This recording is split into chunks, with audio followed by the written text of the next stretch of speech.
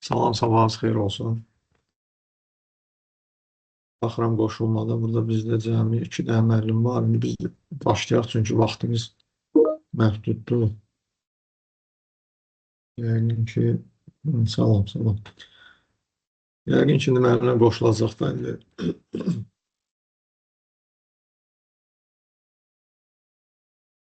Bizdə bu günləri deməli müəllimlər artıq təkrar modullara çatmışıq. Demək olar ki, sondayıq.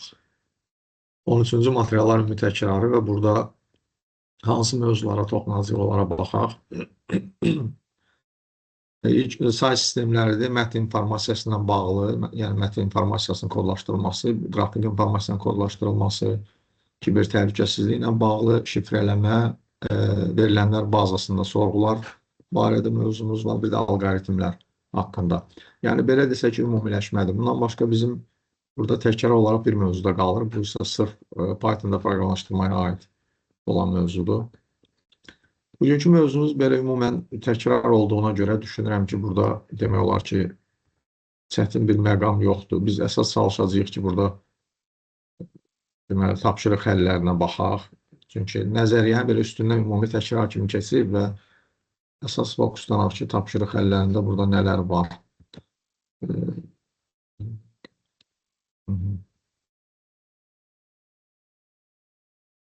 Mən deməli, ekranı paylaşım sizlə.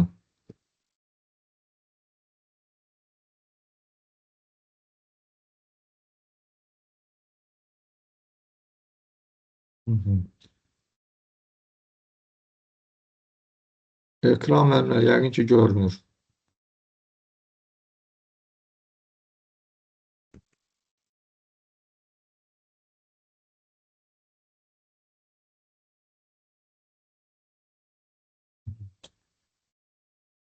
Tamam. Say sistemlərindən başlayır. Yəni, çox qısa üstündən keçəcək, çünki hansı bir nüans təbii ki, inanmıram ki, burada yeni bir şey ola, bu mövzunun təkrarıdır. Elə birbaşa bizə tapşırıqdan başlayır, çünki ümumiyyətlə say sistemi nə olduğunu hamımız bilirik. Yəni, ədədlərin hər hansı simvollardan istifadə olunaraq adlandırılması və yazılması qaydasıdır. İndi xüsusi halda biz ədəddən danışanda say sisteminin simvollarını rəqəm adlandırırıq. Amma bizim alışıq olduğumuz onluq say sisteminə biz rəqəm deyirik adətən. Məsələn, əsası ondan yuxarı olan say sistemlərində artıq hətta başqa belə deyək, əlifbaların simvollarından da istifadə etmək təbii ki, praktikada mövcuddur. Məsələn, belə bir ədədin 8-ci say sistemində qiyməti nəyə bərabər olar? Təbii ki, biz ümumi baxsaq məsələyə, bizdə aralarında keçidin rahat olduğu say sistemlər var və ümumi qayda ilə keçid olan say sistemlər var. Məsələn, 8-ci say sistemi, 16-lı say sisteminin arasında ikili say sistemi vasitəsilə keçidi biz həmişə edirik. Əvvəlcə 8-li və yaxud 16-lığı ikili say sisteminə keçirdirik, ondan sonra onu yenidən digər say sistemindən, yəni əgər 8-dən 16-ya keçirsə 8-2, 16, 16-dan 8-ə keçirsə 16-2, 8 qaydasına gedirik. Bundan sürətli, bundan rahat metod yoxdur. Ola bilər ki, hansısa başqa bir xüsusi halda, xüsusi qısa ola bilər metod və yaxud kimsə sürətli hesablama hesabını nəyəsə qısa eləyə bilər. Bu, ümumi belə deyək də konsept qaydadır. Buna əməl olunmağı məsləhət görülür. Cədvəl şəklində yazıla bilər və yaxud bizdə başqa bir formada da bunu hesablaya bilərik əslində. Amma adətən bu onluğa keçiddə effekt verir. Yəni, mərtəbələrin qiymətlərinin altında yazırıq və hansı mərtəbədə 1 görürüksə, həmən qiyməti toplayırıq, yekun ədədə alır. Məsələn, bir misal göstərim, tutaq ki, bizdə 1, 0, belə bir ədəd var. Biz böyük ədəd də ola bilər, daha böyük ədəd ola bilər. Biz onun mərtəbə qiymətlərinin altına yazırıq. İkili say sistemində olduğu kimi, bu ən sağdakı bir bizdə ümumiyyətlə bu mərtəbələr bizə hansı qiymətlər verir? Bu 1 verir, bu 2 qiyməti verir, bu 4 qiyməti verir, bu 8, bu 16 və bu da 32 qiyməti. Yəni, 2-nin uyğun olaraq indeksinə görə əsaslarını verir. Və biz baxırıq, haradakı 0 dayanır, deməli o qiymət onsuz da 0 olacaq. Vahid dayanan yerlərdə olan qiymətləri isə cəmləyirik. Yəni, bizim halda 32 olacaq, 8 olacaq, 2 və 1. Bu, universal üsuldur, adətən onluğa, amma bu 16-lığa da çevirməkdə bu istifadə oluna bilər. Çünki 16-lıqda yalnız biz bilirik ki, 4 dənə ikilik adətən rəqəmdən istifadə edirik. Və bu zaman alınan nəticə bizdə 15 ola bilər maksimum. 15-dəki 16-lıq say sistemində F-dir. Onu o dəqiqə əvəzləyirik çevirən vaxt. Burada həmən qaydanı göstərir. Belə bir üsul da var ki, cədvəli öncədən özünüz üçün bir dəfə yazma bilərsiniz. Hər dəfə onu toplamamaq üçün. Bu da normal metodikadır əslində. Və hər dəfə öz yazdığınız cədvələ, yəni bu cədvəli yazmaq da asandır. 4-0-dan başlayırsınız və ta 15-ə qədər, F-ə qədər olan bütün ardıcılığı bir-bir artır-artır yazırsınız. Sonra da həmən cədvəldən baxıb birbaşa çevirməni edirsiniz. O 1-2-4 qaydasına da ehtiyac qalmır. 2-likdən 8-liyə çevirmək. Adətən belə ifadələr olur bizdə. Məsələn, növbəti tapşırıqda. İfadələrdə də bunu eyni say sisteminə gətirən məsləhətdir. Əslində, təbii ki, 16-lıqda, 8-likdə də toplamaq və çıxmaq mümkündür. Və bu bizim tədris proqramında da var. Sadəcə olaraq biz bilirik ki, biz gündəlik həyatda ümumiyyətlə təhsildə, nə bilim, elmdə, bütün sahələrdə onluq say sistemindən istifadə edirik. Ona görə daha rahat olar ki, təbii ki, onluğa gətirik. Və nəzərə alanda ki, burada onluq da var. Ona görə burada artıq şərt olur ki, bunun hamısını onluğa çevirir və yekunda onluqla toplamaq buradakı qaydada. Növbəti belə bir tip məsələlər olur. Məsələn, say sistemi məlum deyil. İndeksdə o say sistemini X-dən işarə eləyir. Deyir ki, 87 dənə bu Superman, 14 dənə, daha doğrusu 87 buna demək düzgün deyil. Çünki 87 onluq say sisteminin adlandırma metodikasıdır. Digər qeyri-say sistemlərində hamısını rəqəmləri ayrı-ayrı tələffüz eləmək lazım. Bu 8, 7, 1, 4, 1, 3, 7 və 1, 3, 3 bunların ümumi cəmidir. Biz say sistemi təyin eləmək üçün təbii ki, bunu bu şərtdədir, cəmdir və hamısının da indeksində X olduğu üçün o deməkdir ki, bütün hamısının say sistemi eynidir. Yəni, bunları biz cəmləyib buna bərabər eləsək, alacağıq biz deməli, bir bərabərlik və bu bərabərlikdə X necə əmələ gəlir. Hər bir ədədi bilirik ki, onluq say sisteminə çevirmək üçün ümumiyyətlə biz onu açıq şəkildə yazılışından istifadə edirik və hər birini X say sisteminin əsasında X qəbul eləyərək açıq şəkildə yazırıq, sağdakı ifadəni, soldakı. Sonra bu bərabərlikdən alınır belə bir tənlik, bir məhsullu tənlik alınır. Həmin tənliyi həll edib biz alırıq nəticə. Adətən kvadrat tənliyə də gəlir. Əgər rəqəmlərin sayı 2-dən artıqsa, çünki 2-dən 3-cü rəqəm bizdə sağdan sayanda həmişə indeksi 2 olduğuna görə X əsası X-in kvadratını verir. Adi kvadrat tənlinin həlli metodikası. Burada bir məsələ var, təbii ki, anlaşılır ki, mənfi kökü biz atırıq, o bizə lazım deyil. Say sistemi əsası mənfi ola bilməz, ancaq uyğun qiyməti, yəni müsbət qiyməti götürürük. Belə bir tapşırıq tipi olur. Görürsünüz, hər hansı bir say sisteminin rəqəmləri bizə verilir. Məsələn, burada 0, 1, 9, 10, 11, 12. Yəni, bizdə bu say sisteminin 13 dənə rəqəmi var. Belə deyək ki, 13-lük say sistemidir. Və həmən 13-lük say sistemində biz hansısa bir simvolları kodlaşdırmalıyıq. Və nəticədə alınan koddan istifadə edərək bizə verilmiş bu ifadənin kodunu tapmalıyıq. Və burada da onu kodlaşdır, hər birinə qarşılıq vermiş hərflə. Baxın, bizdə 13-lük say sistemində gəlir 0C sonuncu, ondan sonra 1-0. Say sistemlərlə bağlı təbii ki, belə bir qayda da var. Yəqin ki, mən də bunu hər kəs bilir. Hər bir say sisteminin əsası həmən say sistemində ayrıca rəqəmdən ifadə olunmur. Çünki say sistemin əsası dedi ki, həmən say sistemində istifadə olunan rəqəmlərin sayıdır. Məsələn, biz 8 deyiriksə, 8 dənə rəqəmdən istifadə olur. 10 deyiriksə, 10 dənə rəqəmdən istifadə olur. Və bu rəqəmlərin arasında 0 da olduğuna görə sonuncu bizim rəqəmimiz say sisteminin əsasından bir vahid kiçik olan ədəddən ifadə olunur. Yəni, dolayısıyla 8-də 7, 16-da 15 və s. Və buradan da avtomatik ümumi belə bir sanki aksiyoma kimi qayda çıxır ki, hər bir say sistemin əsası həmən say sistemində artıq yeni mərtəbəli ilk ədəd kimi. Yəni, artıq 2 mərtəbəli ədəd və biz bilirik ki, məsələn, bizdə sonda tutal 9 gəlirsin. Növbəti 9-dan sonra rəqəmimiz yoxsa, bu 9 ən ilk rəqəmdən, yəni 0-dan əvəzlənir və qarşısına 0-dan sonraki ilk rəqəm əlavə olunur. Yəni, 1 əlavə olunur. Bunun əvvəlində onsuz da sanki belə bir 0 var idi. Bu qayda bütün say sistemlərində işləyir. Yəni, məsələn, 8-likdə 7-dən sonra gəlir 1-0, yəni 8 1-0-dır. 16-lıqda 15-dən sonra 1-0 gəlir, yəni 16-nın özü olur 1-0. 2-likdə də həmən qaydadır, o cümlədən 10-luqdadır. Bu hesablamalarda təbii ki, bilirsiniz ki, çox vaxt bizim işimizi yüngülləşdirir, xüsusilə qüvvət hesablamalarında. Məsələn, ədədlər verilir, biz onu ikilik say sistemindən məsələn ifadə edib, belə qüvvətlərlə ifadə etmək çox rahat olur. Bilirik ki, 1-0-ın kvadratı ifadə eləmək baxımından daha rahatdır. Nəinki 8-in kvadratını hesablamaq. Bir sıfırın arxasına bir sıfır da yazılır, olur 1-0-0. Sanki biz artıq cavabı tapdıq. Amma ədədin qüvvətini tapmaq bunun üçün hesablama aparmaq lazımdır. Bu barədə yəni ikilik say sistemi ilə inteqrativ olan məsələlərdə bundan çox istifadə olunur.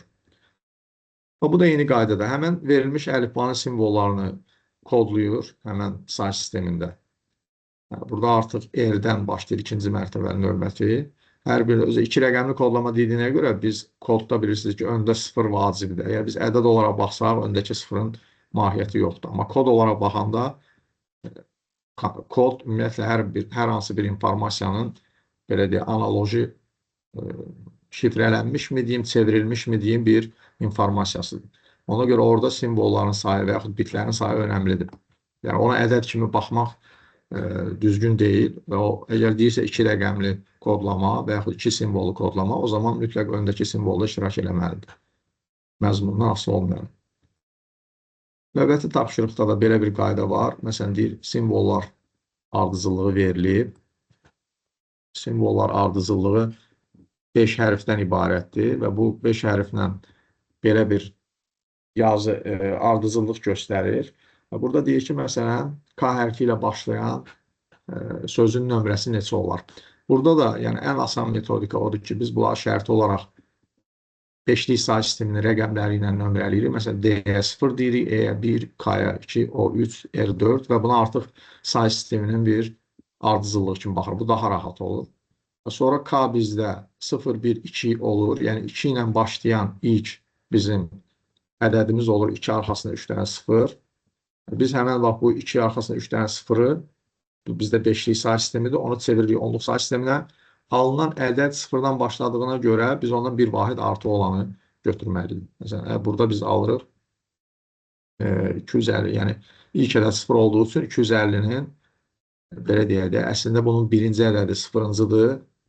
Ona görə biz 1-dən başladığımıza görə 250-nin üzərində 1 də gəlir ki, 251 olsun. Bizdə mövcud olan tapşırıqlara gələn baxaq bir neçəsinə. Əslində baxanda burada hamısını əhatə elədi. Məsələn, belə bir ifadədir. Burada yenə dediyimiz kimi 3, 5, 7-ni çeviririk 10-luq say sisteminə, bunda 10-luq say sisteminə və 10-luq say sistemində 3-ünü cəmləyəndən sonra alınır bizdə 10-luq belə bir ədədi. Növbəti dediyimiz kimi retro avtomobil modellərinin kolleksiyasını toplayır. Onun 4-3 qədər bir model, Mercedes modeli var, 3-4 sayda Ford modeli var, 2-3 sayda Volkswagen və 3 sayda Rolls-Royce avtomobili var. Cəmi avtomobillərin sayı bu qədərdir. Yenə də bərabərlik qururuq və bərabərlikdə bu açıq şəkildə yazırıq. Bizdə belə sadə qısa olaraq bir dənə nəsə bunu yazsaq. 4-3 olacaq, 4 vurulsun, x toplansın 3. Nəyə görə belə oldu? Çünki 4-3, 3-ün indeksi 0, 4, 1-dir, 4 vur x plus 3 açıq şəkildə bu cür yazılır. Onun üzərinə gəlirəm 3x plus 4. Onun üzərinə gəlirik 2x plus 3. Və sonda da 3 elə özü təkdir, onsuz da 0-cı indeksdədir. Ona görə x üstü 0, 1 eləyəcək, onu da 3-ə vuranda 3 eləyir. Bu bərabərdir bizdə deməli 2x-in kvadratı toplansın x və toplansın 3. Belə bir tənliyimiz alınır. İndi bunun təbii ki, həlini bura yazmaq düşünürəm, ehtiyac yoxdur. Bunu həll edib oradan x-i tapanda bizdə alınır ki, bu deməli 5 əsaslı say sistemindədir bu ədədlər. Yəni, burada qayda hamısında, bütün məsələlərdə demək olar ki, bu tipdən standartdır. Heç bir kənara çıxma adətən olmur. Növbəti bizdə belə bir tapşırığa da baxaq. Burada bayaq bizim slaytda olan tapşırığa bənzər tapşırıqdır. Əlifba verilib və əlifbanı 14-lük say sisteminin rəqəmləri verilib. Deyir ki, bu əlifbanın hər bir simvolu 0-dan başlayaraq 14-lük say sistemində 2 rəqəmli ədədlə şifrələnib. Yəni, Y hərfi, F hərfi, C hərfi, H hərfi, bunların hamısı 2 rəqəmli şifrələnib. 2 rəqəmli o deməkdir ki, biz artıq birinci E hərfinə 0 deyil, 0-0 deyəcəyik. İkinci F-ə biz 1 yox, 0-1 deyəcəyik və bu qaydada gedəcək axıra qədər. Bizdə 14 deməli gəlir, alınır, daha doğrusu sonuncu D, bizdə sonuncu D. Hansı ki 14-cü simvoldur, amma əslində 13 ifadə eləyir. E, deməli 0D bizdə gəlir T hərfi ilə uyğunlaşır. Və ondan sonra iki hərfə biz artıq 1-0 və 1-1 kodlarını verməyə məcburuq. Yəni T bizdə olur sonuncu, deməli 0D və bizim artıq D üzr istəyirəm, D. Və D-dən sonra bizim artıq simvolumuz yoxdur say sistemində, amma bizim hələ burada kodlaşmalı olan simvollarımız qalıb, iki simvolumuz. Ona görə biz 0-9-dan növbəti dedik, bütün say sistemlərində bu belədir, 1-0 gəlir. Deməli V bizdə olacaq 1-0 və Z-də olacaq 1-1. Bu məntiqi tətbiq eləyəndə elə görünür ki, o dəqiq biz nə istəyirik? Z, I, S, H ifadəsini. Z artıq 1-1-dir. Deməli, başda 1-1 gələcək. E bizdə ən birinci simvoldur. O da 0-0 olacaq. 1-1-dən sonra 0-0 gəlir. S burada yazmasaq da, yəni 0-C ilə əvəzlənir və 0-3-də bizdə elə baxa bilərik. Baxın, E00, F01, G02 və H-da 03 olur. Həqiqətən də bizdən burada H istəyir. 0-3 olur sonuncu və bizim nəticəmiz bu şəkildə olur. Belə deyək. Növbətilərdə də burada yenə də bu məsələdə olan, yəni siz burada yenə də şərti olaraq bunları beşlik say sistemi rəqəmlərindən nömrələyirsiniz və nömrələyəndən sonra bizdən bu nə istəyir? Bizdən bu istəyir O hərfi ilə başlayanı və bizdə baxırıq ki,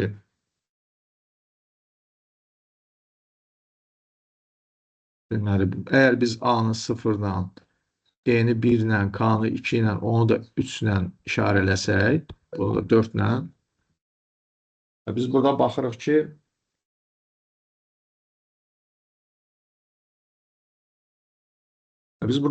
ki, bu bizdən istəyir O ilə başlayan. O ilə başlayan ən kiçiyi olacaq O və arxasınca ən kiçik rəqəm AA. Yəni, belə deyək də, O, arxasınca AA. Yəni, O ilə başlayan ilk sözü bu şəkildə olacaq. Və bunun rəqəmlərini qoyuruq yerinə bizə rahat olsun hesablamaq. O bizdə 3-dür. Arxasınca da A-lar 0-dır. 4 dənə 0. Və bu bizdə 5-lik say sistemindədir. Yəni, nəyə görə biz bunu belə təyin elədik? Çünki 5 müxtəlif simvoldan istifadə olunan bu cür ardıcıllıqları biz şərti olaraq, təbii ki, simvolun sayına görə 5-lik say sistemi kimi bunu qəbul edirəm. Daha doğrusu, burada. Və burada yenə də adi qayda ilə 5-lik say sisteminin onluğa çevrilmə qaydası 0, 1, 2, 3, 4 indeks deyirik və olur 3 vurulsun 5 üstü 4. Arxasında heç bir şey təbii ki yoxdur, çünki sıfırlardır. 5 üstü 4 625 verir və biz onu 3-ə vuranda deməli alacaq 1875-i və bu ilk ədəd əslində baxın, bu 1-dən nömrələnəndə bu 1876-cı olur. Çünki 0-dan nömrələnəndə 0 bu ədədlər ardıcıllığında 1875-cidir. O şərtlə ki, ilk ədədə biz 0 desək. Yəni, belə şərti olaraq nömrələyəndə. Amma biz 1-dən başlayanda sanki bütün nömrələri yuxarı doğru sürüşdürürük və 1875-ci o artıq bu 1876-cı olur. Yəni, belə bu cür bir yanaşdığı məsələyə o zaman nəticəmiz belə alınır. En əsaslı say sistemində 7, 9, 10 ədədin yazılışı belə, bunun yazılışı isə belədirsə bitir. Deməli, n-yə bərabərdə. Burada da biz bölmə üsulu ilə verib tapırıq. Biz bilirik ki, biz ümumiyyətlə çevirəndə həmişə bölüb qalıqları əksinə düzürük, hər hansı bir say sistemində çevirəndə. İndi biz baxırıq ki, hansı ədədə biz bunu böləndə bizdə ilk olaraq qalıq 2 qalacaq. 79 2 ilə bitir və baxırıq ki, 79 biz 11-ə böləndə burada bizdə qalıq ilk ədəd 2 alınır. Və 111-i də böləndə həqiqətən 11-ə ilk bizdə qalıq 1 qalır. Ona görə buradan avtomatik nəticə çıxır ki, 11-lik say sistemindədir. Bizdə növbəti mövzu mətn informasiyasının kodlaşdırılmasıdır.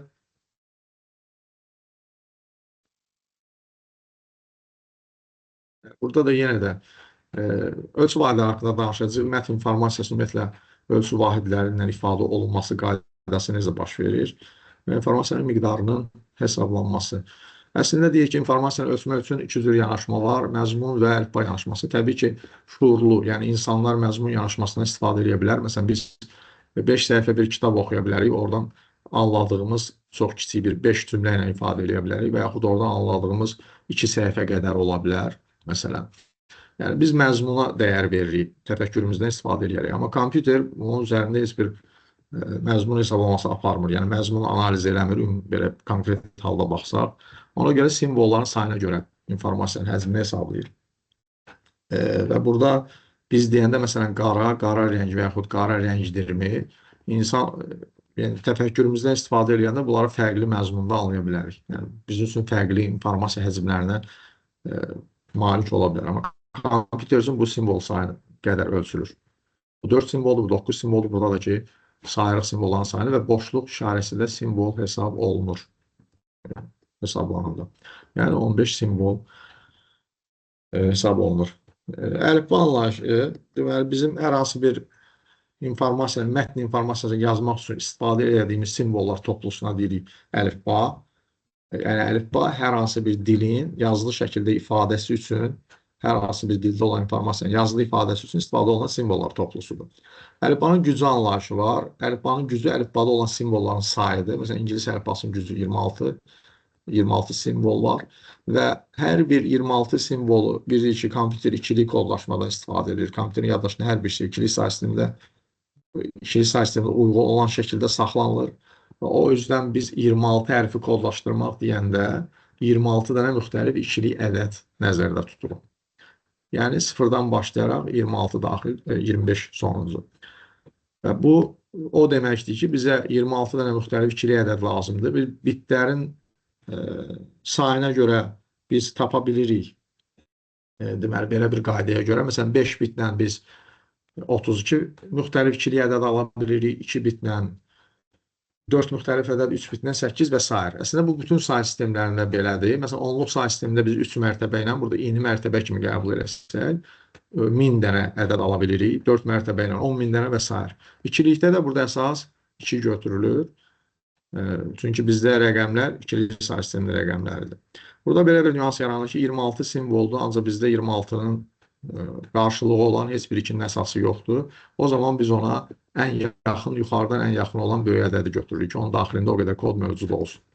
Bizim halda bu olacaq 5. Yəni, 26 dənə müxtəlif simvolu kodlamaq üçün 26 müxtəlif ədəd yalnız 32 vəziyyətin daxilində mövcud ola bilər. Əgər biz bu bitlərin sayını bir dənə azaltsaq, 4 dənə, məsələn, götürsək, 4 simvolu kodlamayla, məsələn, birinci olsa 0, 0, 0, 0, sonuncu da təbii ki, olacaq 1, 1, 1, 1. Və biz bilirik ki, bütün biz ikili rəqəmləri, daha doğrusu ədədləri, kod deyək, kodları yazsaq, burada cəmi vəziyyətlərin sayı olacaq 16 dənə. Və məsələn, bunu götürüb A hərfindən işarə eləsək, ikinci 0001B və s. Sonuncunu da biz yalnız və yalnız 16-cı hərfi kodlaya biləcəyik. Yəni, bizim 10 dənə geridə hərfimiz qalacaq. Ona görə biz 5 dənə mərtəbədən istifadə edirik. Bu zamanda 5, 1 bizdə verir 31-i və sıfırdan başladığına görə 32 vəziyyət alınır. Biz bunun başdan başlayaraq, təbii ki, başqa cür eləməyə bizim səbəbimiz yoxdur. Məsələn, sıfırdan başlayaraq 26-ya qədər olan hissə kodları götürürük, yerdə qalan o 5-6 dənə artıq qalan kodlar isə artıq istifadə olunmur. Yəni, o belə bir problem yaratmır. Deməli, biz 128 simvol informasiyanın, informasiya səksisi, informasiya səksisi, yəni hər bir simvolun yaddaşda tutduğu həcmi ifadə edir. Yəni, informasiya həcmini. Məsələn, tutaq ki, əgər biz dediyimiz kimi 32 simvolu əlifbadırsa, burada hər simvol məcburən 5 bit informasiya həcminə malikdir. Buna informasiya çəkisi də deyilir. 128 simvolluq əlifbamız varsa, burada hər simvol, yəni 128 dənə bizə müxtəlif kod lazımdır. İkili kod lazımdır və 127 ədədi bizə lazım olacaq da, onluq say sistemində desək, laf sadə dildə desək. 127 ədədi də bilirik ki, yan-yana dayanan 7 dənə 1 simvoldur ikili say sistemində. Deməli, plus da 0 gələndə olur 128 vəziyyət. 128 vəziyyəti ifadə etmək üçün bizə artıq lazım olacaq. Çünki dedik, ən böyük ədədimiz 7 bit yer tutursa, deməli, bizə mütləq 7 bit lazımdır. Öncəki ədədlər daha az yer tuta bilər. Amma biz koddan danışırıq. Təbii ki, kodlaşmada onun ədədi məzmununun əhəmiyyəti yoxdur. Biz koddan danışanda kompüter üçün daha rahatdır ki, ümumi halda desək, hər bir simvol eyni ölçüdə kodla kodlaşdırılsın. Çünki kodlama prosesində bu daha rahat olur hesablamalarda, algoritmlərdə. Ona görə ilk simvolumuz baxmayaraq ki, bizim 7 dənə yan-yana sıfır olacaq. Bu demir ki, bu sıfırın mənası yoxdur, bunu bir dənə sıfırla ifadə edir. Və ədədi olaraq, ədədi informasiyada bu belədir. Amma kod olduğu halda bütün sıfırların anlamı var, önəmi var. Və bizdə bu şəkildə, yəni Hartley düsturuna, 2 + i düsturuna istifadə edərək bərabərdir n. N bizdə əlifbanın gücü 128-dir. 2-nin hansı əsası bizdə onu verir? 7 verir. İsmarzın informasiya həcmini necə tapırıq? Öncə biz bir simvolun informasiya həcmini, yəni informasiya çəkisini tapırıq. Ondan sonra vururuq onu simvolların sayına. Yəni, şərti olaraq belə bir bizdə düstur var. I ümumi bizim informasiya həcmidir. İnformasiya miqdarıdır daha doğrusu. İsmarzdakı simvolların sayı K-dır və I də bitlərlə simvolun informasiya çəkisidir. Yəni, bir simvolun daşıdığı informasiya miqdarıdır. Biz öncə i-ni tapırıq, yəni bir simbol nə qədər informasiya çəkisinə sahibdir. Bunu da necə tapırıq? Əlifbanın gücündən. Məsələn, 32 simvolluq əlifbada bir simvolun daşıdığı informasiya 5 bitdirsə, 256 simvolluq əlifbada bir simvolun daşıdığı informasiya çəkisi 8-ə bərabər olur. Məsələn, olsun 500 simvolluq əlifba. Şərti olaraq deyək ki, tutaq ki, 500 simvolluq əlifba. Burada da biz 500 heç bir 2-nin heç bir qiymətinin yəni qüvvətinə bərabər deyil. Biz götürürük 500-ün kiçik olduğu 2-nin ən yaxın olduğu qüvvəti. Yəni 2-nin hansı qüvvəti 500-ə ən yaxındır və bu da baxırıq ki, 9-cu qüvvəti, yəni 512 500-ə yuxarıdan, yəni ondan böyük olan ən yaxın ədəddir. Deməli bizə mütləq bu 500 simvolun hər birini kodlamaq üçün 9 bit lazımdır. 512 dənə müxtəlif ədəd alınacaq bizdə. Sonuncumuz 511 olacaq. Birinci 0. Və bu ədədlər, ikili ədədlər ardıcıllığından 500 dənəsinin hər biri bizim bu əlifbanın hər bir simvoluna qarşılıq qoyulacaq və yerdə qalan orada 10 dənə, 11 dənə simvolumuz bizim artıq qalacaq. Daha doğrusu kodumuz, ikili kodumuz artıq qalacaq. Yəni bunun başqa variantı yoxdur onsuz da. Bu belə zəruri olan bir şeydir, seçimdir. Burada da yəni bir məsələn, əlifbanın 32 hərfdən ibarət olduğunu düşünərək salam ismarızı nə qədər informasiya ehtiva edər. 32 hərfdən ibarət əlifbamız 5 bit tutacaq bir simvol və salamda da 5 simvol var və bizim təbii ki, informasiya həcmimiz ümumi 25 bitə bərabər olacaq. Əlifbanın 254 simvoldan ibarət olduğunu düşünsək, salam dünya ismarızına nə qədər olar? 254 simvolsa buna ən yaxın 2-nin qüvvəti 256-dır, yəni 8 bit informasiya çəkisi var hər simvolun bu əlifbada olan. Və biz burada sayacağıq, bu salam dünya sözündə bizdə 12 simvol var və təbii ki, onu biz 8-ə vurub alacağıq 12 bayt yekunda. Mətin yazmaq üçün 256 simvoldan ibarət əlifba istifadə olunub. Səhifələrin hər birinin bir sətrində 32 simvoldan ibarət 64 sətr var. Bu mətin 5 səhifəsində nə qədər informasiya var. Burada da yenə də biz adi məntiqlə də informasiyanın hələ miqdarını hesablamamışıq. Bizə bilirik ki, lazımdır simvolların sayını tapmaq.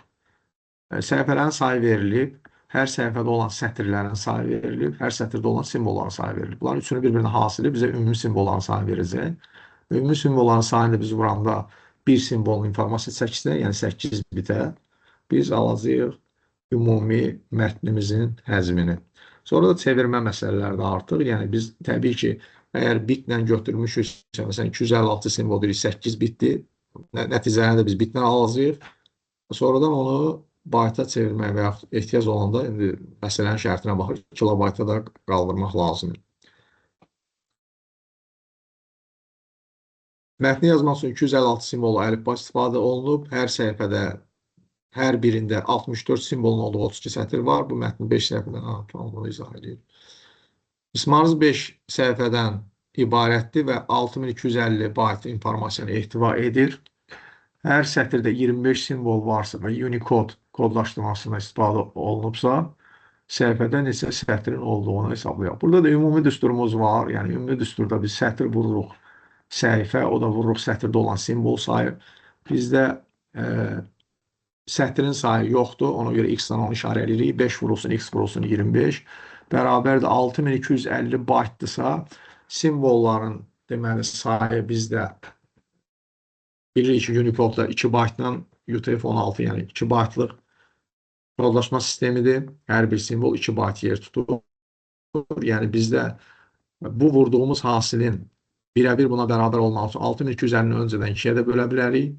Yəni onun yarısı 3125 artıq 1 baytlıq, yəni neçə simvol tapsaq, hərəsi də 1 bayt olduğu nəzərə alsaq ona bərabər olmalıdır. Bərabərliyimizdən x-i tapa bilərik. Burada hər bir simvol 2 baytdır. K-nı tapır, 5 vur 25 vur x. Və burada əvvəlcə 2-yə bölür öncədən, çünki hər simvol 2 bayt olduğuna görə simvolların sayının 1 bayt olan uyğunluğu yaratmaq üçün öncədən bunu 2-yə bölürük. 3125 simvolumuz olacaq. Təbii ki, yəni hər simvol 2 baytsa 6250 bayt informasiya 3125 simvol eləyir. Yəni ondan sonra biz burada bu bərabərlikdən x-i tapırıq. Yəni bizim k-mız 325 və nəticə alırıq. Sətirlərin sayı 25-in bərabər. Burada da yenə bir neçə tapşırığın həllinə baxaq qısa olaraq olsa da. Hər bir simvolun 1 baytla kodlaşdırdığını nəzərə alaraq aşağıdakı ifadənin informasiya həcmini baytla qiymətləndirin. Yəni burada informasiyanı sadəcə olaraq saymaq lazımdır simvolları. Sayarkən durğu işarələrində o cümlənin boşluqlarda saymaq lazımdır. Bunu indi sayanda burada nəticə alınır. 50 dənə simvol var ardıcıl. Hər biri 1 baytlandır. O yüzden bizdə alınan nəticədə təbii ki 50 bayt olacaq. İnformasiya həcmi 10 kilobayt olan ismarız hər birində 40 simvolun yazıldığı 32 sətirdən ibarət 8 səhifə tutur. Bu ismarızın yazıldığı əlifbada neçə simvol var? Yəni bizdə əlifbanın gücünü soruşur. Əlifbanın gücünü tapmaq üçün biz bir simvolun tutduğu informasiya çəkisini tapmalıyıq. Bizdə ümumi simvolların sayını tapa bilirik. 40-ı vururuq 32-yə. Onu da vururuq deməli 8-ə. Və bizdə nəticədə alınır 10 kilobaytı da ona bölürük. Nəticədə alırıq biz 8 bit qiymətini. Təbii ki, burada vuranda yəni 40 simvolu, 32-ni, 8-i bunu ikinci qüvvətlərini ən rahat istifadə edirik, yəni çeviririk və 10 kilobaytı da ümumən bitə çeviririk. Çünki biz bilmirik ki, bir simvolun informasiya çəkisi nə qədər olacaq. Hər ehtimala qarşı ikinci qüvvətlərlə işləmək mümkündür. Ona görə bunu da çeviririk bir bitə və bunu ümumiyyətlə bu hansı ölçü vahidində olsa bizdə sağ tərəfdə olan bunların hasili bizə sayı verir. Sol tərəfdə ümumi həcm hansı ölçü vahidində olsa biz cavabı da həmin ölçü vahidində alacağıq. Bunu çox zaman baytda saxlayırlar, amma ola bilər ki, bu baytdan kiçik bir ədəd alınsın. O zaman kəsirli bir ədəd alınır və uyğunsuzluq yəni hesablama çətinləşir.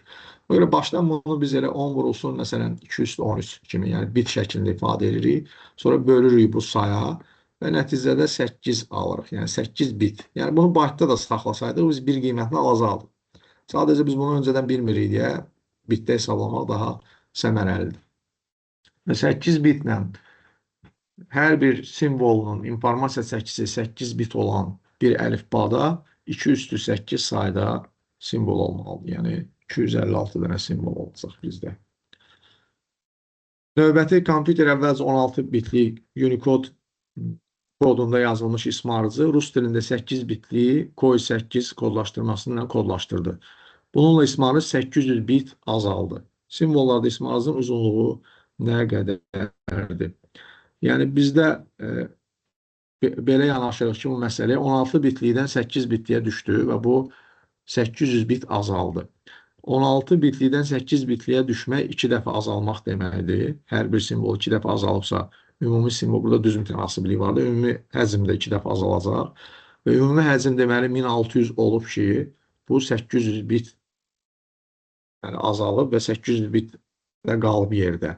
Çünki 2 dəfə azalmaq o deməkdir, 800 bit azalıbsa 800-də qalmalıdır.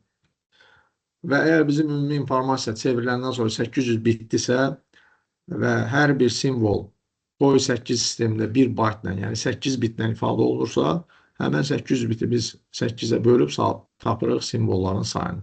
Bu da bizə verir 100 simvol. Növbəti belə bir tapşırığımız var. İsmarıc 11040 daha doğrusu 11040 bayt informasiya ehtiva edir. Hər səhifədə 40 sətir, hər sətirdə 23 simvol varsa və Unicode kodlaşması istifadə olunubsa, istismarcının isə səhifədən ibarət olduğunu hesablayın. Burada da yenə də bizdə qayda səhifə sayı x-dən işarə edirik, sətir var, simvol sayı var, bunların bir-birinə hasili bərabərdir bizdə bu qədər bayt informasiya. Bu bərabərliyin doğru olması üçün biz öncədən bunu ikiyə bölə bilərik, bölməliyik daha doğrusu ki, bu simvolların sayını tapaq. Yəni 11040 bayt informasiya hər simvolun 2 bayt olduğunu biliriksə, orada olan simvolların sayı bizdə olacaq 11040 bölü 2. O da bizdə verir 500, deməli, daha doğrusu 570 və biz sonradan bizə naməlum olan səhifə sayını x-dən işarə edirik, 40-ı vururuq, 23-ü onda vururuq x-ə və onu 570-ə bərabər edirik və alınır bizdə nəticə 6 səhifə. Növbəti bizdə baxırıq qrafik informasiyanın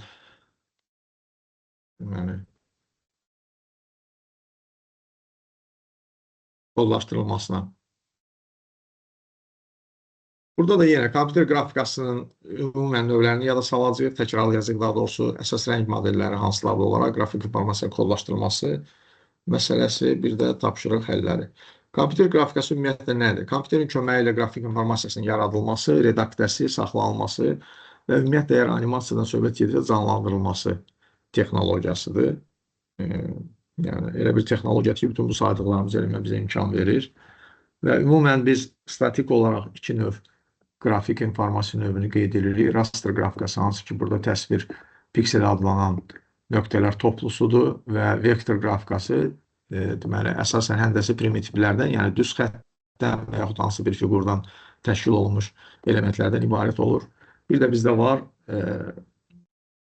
deməli, üç ölçülü qrafika. Burada üç ölçülü qrafika bizə imkan verir ki, biz hər hansı bir deməli, həzmli modelin proyeksiyasına işləyək. Çünki faktik olaraq biz monitorda işləyirik, biz bunun proyeksiyasına iş görürük. Yəni, biz bunu müstəvidə görürük. Yəni, bu üç ölçülü qrafika texnologiyası bizə buna imkan verir. Rəng modelləri, iki əsas rəng modeli qeyd olunur. Çap üçün olan, yəni kağız üzərində çap üçün istifadə olunan SMIC modeli, bir də cihazların ekranlarında, yəni elektron qurğuların ekranında işıqlanma ilə gördüyümüz RGB rəng modeli. RGB rəng modelində bizdə hər bir rəng, yəni 3 rəngin kodlaşmasından təşkil olunur bütün rənglər. Hər bir rəng 0-dan 255-ə qədər, yəni 8 bitlə kodlaşır. Bunların ümumilikdə bir-birinə hasili ümumi rənglərin sayını bizə verir. Bu da deməli 16 milyondan artıq bu şəkildə bizə rəng verir.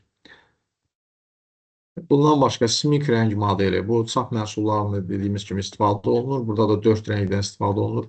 Al-qırmızı, mavi al-qırmızı, sarı, bir də qara. Əslində bunlar RGB-nin tamamlayıcı rəngləridir. Yəni RGB-də olan rənglərin kəsişməsindən alınan rənglərdir və burada qara rəng sonradan əlavə olunur. Əslində tamamlayıcı rənglərə aid deyil bu. Sadəcə çapda kağız üzərində 3 rəngin qarışığı tam qara rəngi vermədiyinə görə əlavə olaraq bir də qara rəngdən istifadə olunur. Çözümlülük qabiliyyəti və rəng dərinliyi anlayışları. Piksellərin eni və hündürlüyə görə sayını müəyyən edən bir parametrdir. Məsələn, biz hər hansı bir təsvirin piksellərdən təşkil olmuş çözümlülüyü deyəndə orada olan, yəni o düzbucaqlı daxilində olan raster qrafikasından söhbət gedir. Piksellərin sayını nəzərdə tuturuq. Yəni, enində olan piksellər, uzunluğu olan piksellər hasili bizə verir həmin təsvirin çözümlüyü, yəni raster qrafikasının çözümlüyü. Rəng dərinliyi isə onun bir pikselinin yaddaşda saxlanılması üçün istifadə olunan bitlərin sayını, yəni kodlaşdırılması üçün istifadə olunan bitlərin sayını müəyyən edir. Yəni, bir pikselin. Müasir monitorlar əsasən bütün təsvirləri təbii ki, 3 rəngdən alınır. Red, green, blue, red, qırmızı, green, yaşıl və blue göy rəngin qarşılığından və bu rənglərin müxtəlif faiz dərəcələrində, daha doğrusu müxtəlif qiymətlərdə bir-birindən qarışmasından biz 16 milyondan artıq rəngi deməli ala bilirik, ekranda görə bilirik. Hər hansı bir qrafik informasiyanın həcminin tapılması üçün bizdə belə ümumi qayda var. Biz deməli, tutaq ki, belə bir raster qrafikamız var və bunu məsələn deyək, A, B ilə işarə eləsək, piksellərin sayını və ümumi həcmi B ilə işarə eləsə, o zaman A-nın B hasili bu bizdə nəyə verir? Verir piksellərin ümumi sayını. Onun da n rəng dərinliyinə, yəni bir pikselin yaddaşda saxlanılması üçün istifadə olunan bitlərin sayının hasilindən meydana gəlir ümumi nəticə. Biz necə tapırıq bu rəng dərinliyini? Rəng dərinliyini tapmaq üçün təsvirdə olan ümumi rənglərin sayı bizə lazımdır. Məsələn, əgər təsvirdə 256 maksimum 256 rəng istifadə oluna bilərsə, 256 rəngli palitradan daha doğrusu da istifadə oluna bilərsə, o zaman hər bir rəng kodlaşdırılmalıdır. Yenə də biz gəlirik mətn informasiyasında olduğu kimi, sanki əlifbanın hərfləridir, burada rənglərdir. Necə ki, orada əlifbanın hər bir hərfinə qarşılıq mütləq bir ikili kod olmalı idi. Ona görə biz maksimal saya uyğun olan bir qiymət götürürdük, onun bitlərini götürürdük. Burada da əgər 256 rəng deyilirsə, o deməkdir 256 dənə müxtəlif bizə ikili kod lazımdır. Yəni 256 dənə. Və 256 da bizdə 2-nin 8-ci dərəcədən qüvvətlidir. Yəni, bu düstura görə biz hər bir pikselin yaddaşda tutduğu yeri tapırıq və biz buna həmən o yerə, o miqdara, informasiya həcminə deyirik rəng dərinliyi. Baxın, ola bilər 256 rəng palitrasından istifadə olunub, amma bizim təsvirdə onun 256-sının hamısından istifadə olunmasın. Bu önəmli deyil. Ona görə adətən deyirlər ki, təsvirin istifadə olunan rəng palitrası 256 rəngdən ibarətdir. Yəni, maksimum bu qədər ola bilər. Ola bilər ki, həmən bu təsvir reallıqda RGB-dədir, yalnız qırmızı rəngdir, amma fakt RGB-dədir. Yəni, biz bilirik ki, RGB 24 bit hər pikselə sərf edir. Nə olsun ki, bir rəngdən istifadə olunub. Yenə də yaddaşda hər piksel 24 bitlə saxlanılır. Yenə. Növbəti, bizdə belə bir tapşırıq verir. 256 piksel ölçüdə simgə çəkilib və o 16 rəngdən ibarət palitradan istifadə edilib. Təbii ki, bizim düsturumuz var. Biz düstura görə deməli, B bərabərdir, tutaq ki, ABN və yaxud AB şərti olaraqdır. Yəni, bizdə məsələn, burada ayrı parametrlərdən istifadə edib, gəlin bizə olanla baxaq. Məsələn, bizdə W, width, height, yəni en hündürlüyü kimi götürüb, bu cürdə, yəni necə anlaşılansa rahatsa, yəni bu şərtidir, dəyişən də onsuz da. Width, height, yəni WH şəklində yaza bilərik, məsələn, V bərabərdir W, vurulsun H, vurulsun I rəng dərinliyi. WH bizə verilib, yəni hündürlüyü yeni verilib, 256, yəni 2 üstü 8 vur 2 üstü 8, 2 üstü 16-dır bizdə. Və bu 16 rəngdən istifadə olunubsa, deməli, hər bir rəng üçün bizə ümumi 16 dənə ikili kod lazımdır və 16 dənə ikili kodun hər birini saxlamaq bizə 4 bit lazımdır. Yəni 2 üstü 4 bərabərdir 16-ya. Deməli, biz bu alınan 2 üstü 16-nı vuracağıq 4-ü, o da bizdə 2 üstü 2 eləyir və nəticəmiz 2 üstü 18. Alınanı kilobaytda çevirir və bu alınan bizdə bitdir. Çünki bizdə 4-ə vurduq və 4 də bizdə bit idi. Sayı biz vuranda hər hansı bir informasiya ölçü vahidinə alınan bu bütün yəni fənlərdə belədir. Alınır o hansı ölçü vahidi seçilibsə həmin ölçü vahidinə cavab alırıq. O biti də biz 2 üstü 13-ə böləcəyik və 2 üstü 5 alacağıq. İndi burada yəqin ki, 50 də verilib bunun. Bəli, 2 üstü 5 yəni 32 kilobayt alırıq nəticədə. Belə bir tapşırıq verilib, qrafik redaktorda 2 megabayt ölçülü təsvir yaratdı və o 1024 piksel ölçülü kvadrat şəklindədir. Bu təsvirin yaratdığı palitrada rənglərin sayı nə qədər ola bilər? Burada da bizdə V verilib və deməli W verilib, H da verilib, bizdə isə I məlum deyil. Daha doğrusu I bizə nəyə görə lazımdır? Rəngdə olan palitranın rənglərinin sayını tapmaq üçün. Biz i-ni tapandan sonra 2-ni o i qədər qüvvətə yüksəldəcəyik və alacaq biz o rəng sayını, məsələn, tutaq ki, K sayını tapacaq və yaxud N sayını tapacaq, önəmli deyil. Eyni qaydada gedir. Əvvəlcə vurur bunların bir-birinə və buradan tapırıq biz i-ni ki 16 bitdir və 16 bitdə də bizdə 216, yəni 65536 rəng verir.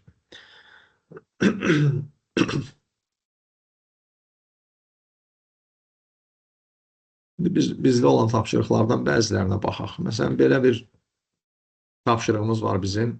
256 rəngli palitrada yaradılmış bu ölçüdə, piksel ölçüdə təsvirin informasiya həcmi nə qədərdir? 256 rəngdirsə bu 8-dir. Yəni 8 bitdən istifadə olunub hər bir rəng üçün. 1280-i 1024-ə vururuq və alınan nəticəni Biz kilobaytla ifadə eləməliyik. Bizdə belə bir vəziyyət yaranır. Yəni 8 bizdə 2 üstü, yəni bizdə V bərabərdir. Hamısını vururuq bir-birinə. 2 üstü 3 vurulsun. 1024 2 üstü 10 kimi yaza bilərik. 1280-da hələ olduğu kimi saxlayırıq.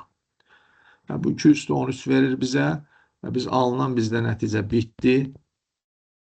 Biz bunu 2 üstü 13'e bölürük ki, bunu kilobayta çevirək. Bu zaman bunlar ixtisar olunur və nəticədə bizdə qalır elə 1280 kilobayt. Növbəti belə bir tapşırıq var. 256 rəngdən ibarət palitra ilə kodlaşdırılıb rəsm və yaddaşda 200 kilobayt yer tutur. Rəsm hündürlüyünün enindən 2 dəfə kiçik olduğu məlumdursa, hündürlük piksel ilə nəyə bərabərdir? Burada yenə də belə bir vəziyyət yaranır ki, bizdə hündürlüklə en ümumən əslində piksellərin sayını ifadə eləyir. Amma bizdə bu hündürlüyü soruşur ayrıca. Hündürlüyü soruşur. O yüzden biz belə bir vəziyyət bizdə yaranır. Deməli, biz bunu əldə etmək üçün biz hündürlüyü, yəni hündürlük kiçikdir də bizdə 2 dəfə kiçikdir. Hündürlüyü x-lə işarə eləyəcəyik. Avtomatik eni olacaq bizdə 2x. 2x olacaq. Və biz düsturumuza görə həcm bərabərdir. Deməli, x vurulsun 2x. Bu da vurulsun 256 rəngdən ibarət palitradırsa, bu da vurulsun 8-ə. Və bu bizə verib nəyi? 200 kilobayt. 200 kilobayt verib. Ümumiyyətlə, hesablama formalı bizdə burada 8 bizdə bitdi. Çünki 256 rəngdən biz hər iki tərəfin ölçü vahidlərini eyniləşdirək ki, bizə hesablamaq daha rahat olsun. Yəni, bizdə belə alınır da 2x kvadratı bərabərdir. 200 kilobaytı biz ifadə edirik bu formada ki, məsələn, 200 kilobaytı yaza bilərik 25 vurulsun 8 2 üstü 3'dür. O da 2 üstü 13, 2 üstü 16. Və bu bölünsün yenə də 2 üstü 3'ə. Belə. 3'lər buradan gedəcək. Qalacaq 25 vur 2 üstü 13. 2 bir də gedir buradan. Qalır bizdə. Deməli, biz nəsə burada hesablamada ola bilər xəta eləyək. Yəni, nəticədə bizdə qalacaq 25 vurulsun 2 üstü 10. Yəni, x kvadratı bərabər 25 vurulsun 2 üstü 10. O da bizdə 2 üstü 5 verəcək. Yəni, 2 üstü 5 32. 25 də çıxanda kökdən olur 5. 5 vurulsun 32 və daha doğrusu 5 vurulsun 32 yox. O da 2'ye vuranda. Bir hesablayaq bunu. 2 üstü 13. Bizdə alınır deməli 2x kvadratı bərabərdir 2 üstü 13'ə. 2 bu 13'ün biri ilə gedir. X kvadratı bərabərdir 25 vurulsun 2 üstü 12. Və x kvadratı bərabərdir 25'dən çıxır kök 5. X bərabərdir 5 vurulsun 2 üstü 6. X bərabərdir. Biz də bunu silək nəticədə. 5 vurulsun x üstü 6'ya. X üstü 6 bizdə eləyir. X yox, 2 üstü 6 üzr istəyirəm. 5 vurulsun 64'ə. Bu da bizdə nəticədə 320'ni verir. Yəni, belə məsələlərdə, yəni ola bilər hesablamada indi burada narahatdır yazmaqda, amma normalda anlaşılır ki, siz sadəcə olaraq bu asılılıqdan istifadə edirsiniz. Birini x-lə, birisini ona uyğun ifadə edirsiniz və düsturda yerinə qoyursunuz. Ondan sonra hesablama ola bilər, nəsə cavab düzgün alınmasa, deməli nəsə hesablamada bir xəta olub 100%. Çünki prinsip budur. Yəni, prinsipdə yanlış ola bilməz. Belə bir məsələ var. 512 və 256 piksel ölçülü simgə yaddaşda 128 kilobayt yer tutur. Təsviri kodlaşdırmaq üçün istifadə edilən palitra rənglərinin maksimal sayını tapın. Yenə də bizə ümumi V verilib, width, height, yəni hündürlüyü N verilib, bizdə N yoxdur və yaxud I yoxdur. Biz I-ni tapandan sonra nə ki, burada belə görünür ki, I bizdə 8'ə bərabər olub. Yəni, biz 128 kilobaytı bölürük buna. Belə deyək də. 128 bizdə bunu silək. Deməli, B bərabərdir bizdə 2 üstü 9 vurulsun 2 üstü 8. Yəni, 2 üstü 9 512, 2 üstü 8 256 vurulsun. Bilinməyən bizdə I.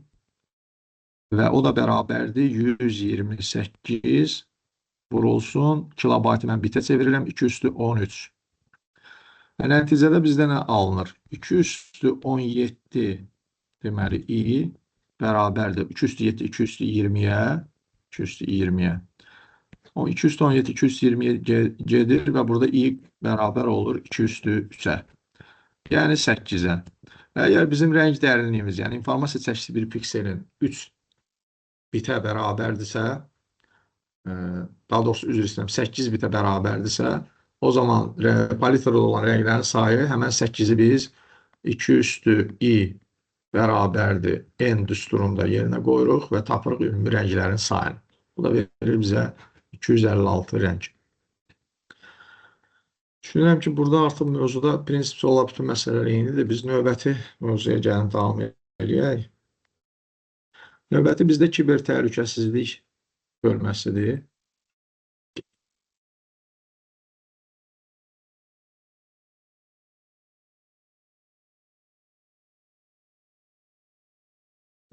Biz burada təhlükəsizliklə bağlı ümumi bəzi məlumatları təkrarlayacağıq və burada əsas nə nəzərdə tutulur.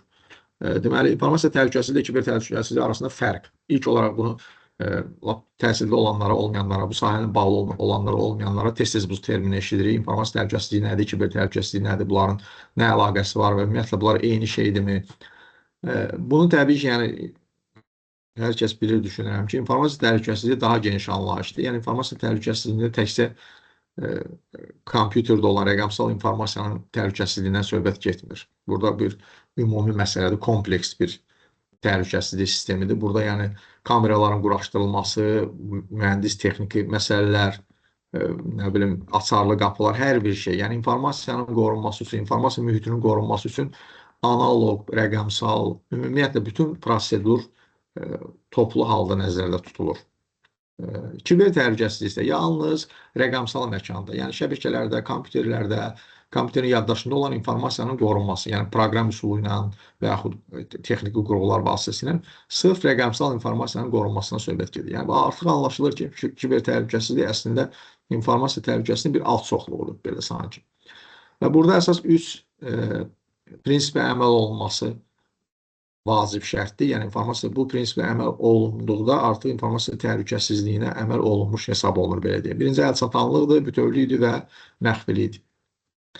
Hücum nədir? İnformasiya təhlükəsizliyinin aspektlərindən hər hansı birinə, ya saydığımız o 3 dənə aspektin birinə, onun pozulması və yaxud pozulması üçün yaranan bir təhlükə, ona gətirib çıxardan bir əməl deyəndə biz bunu ümumən hücum hesab edirik, hər hansı bir formada.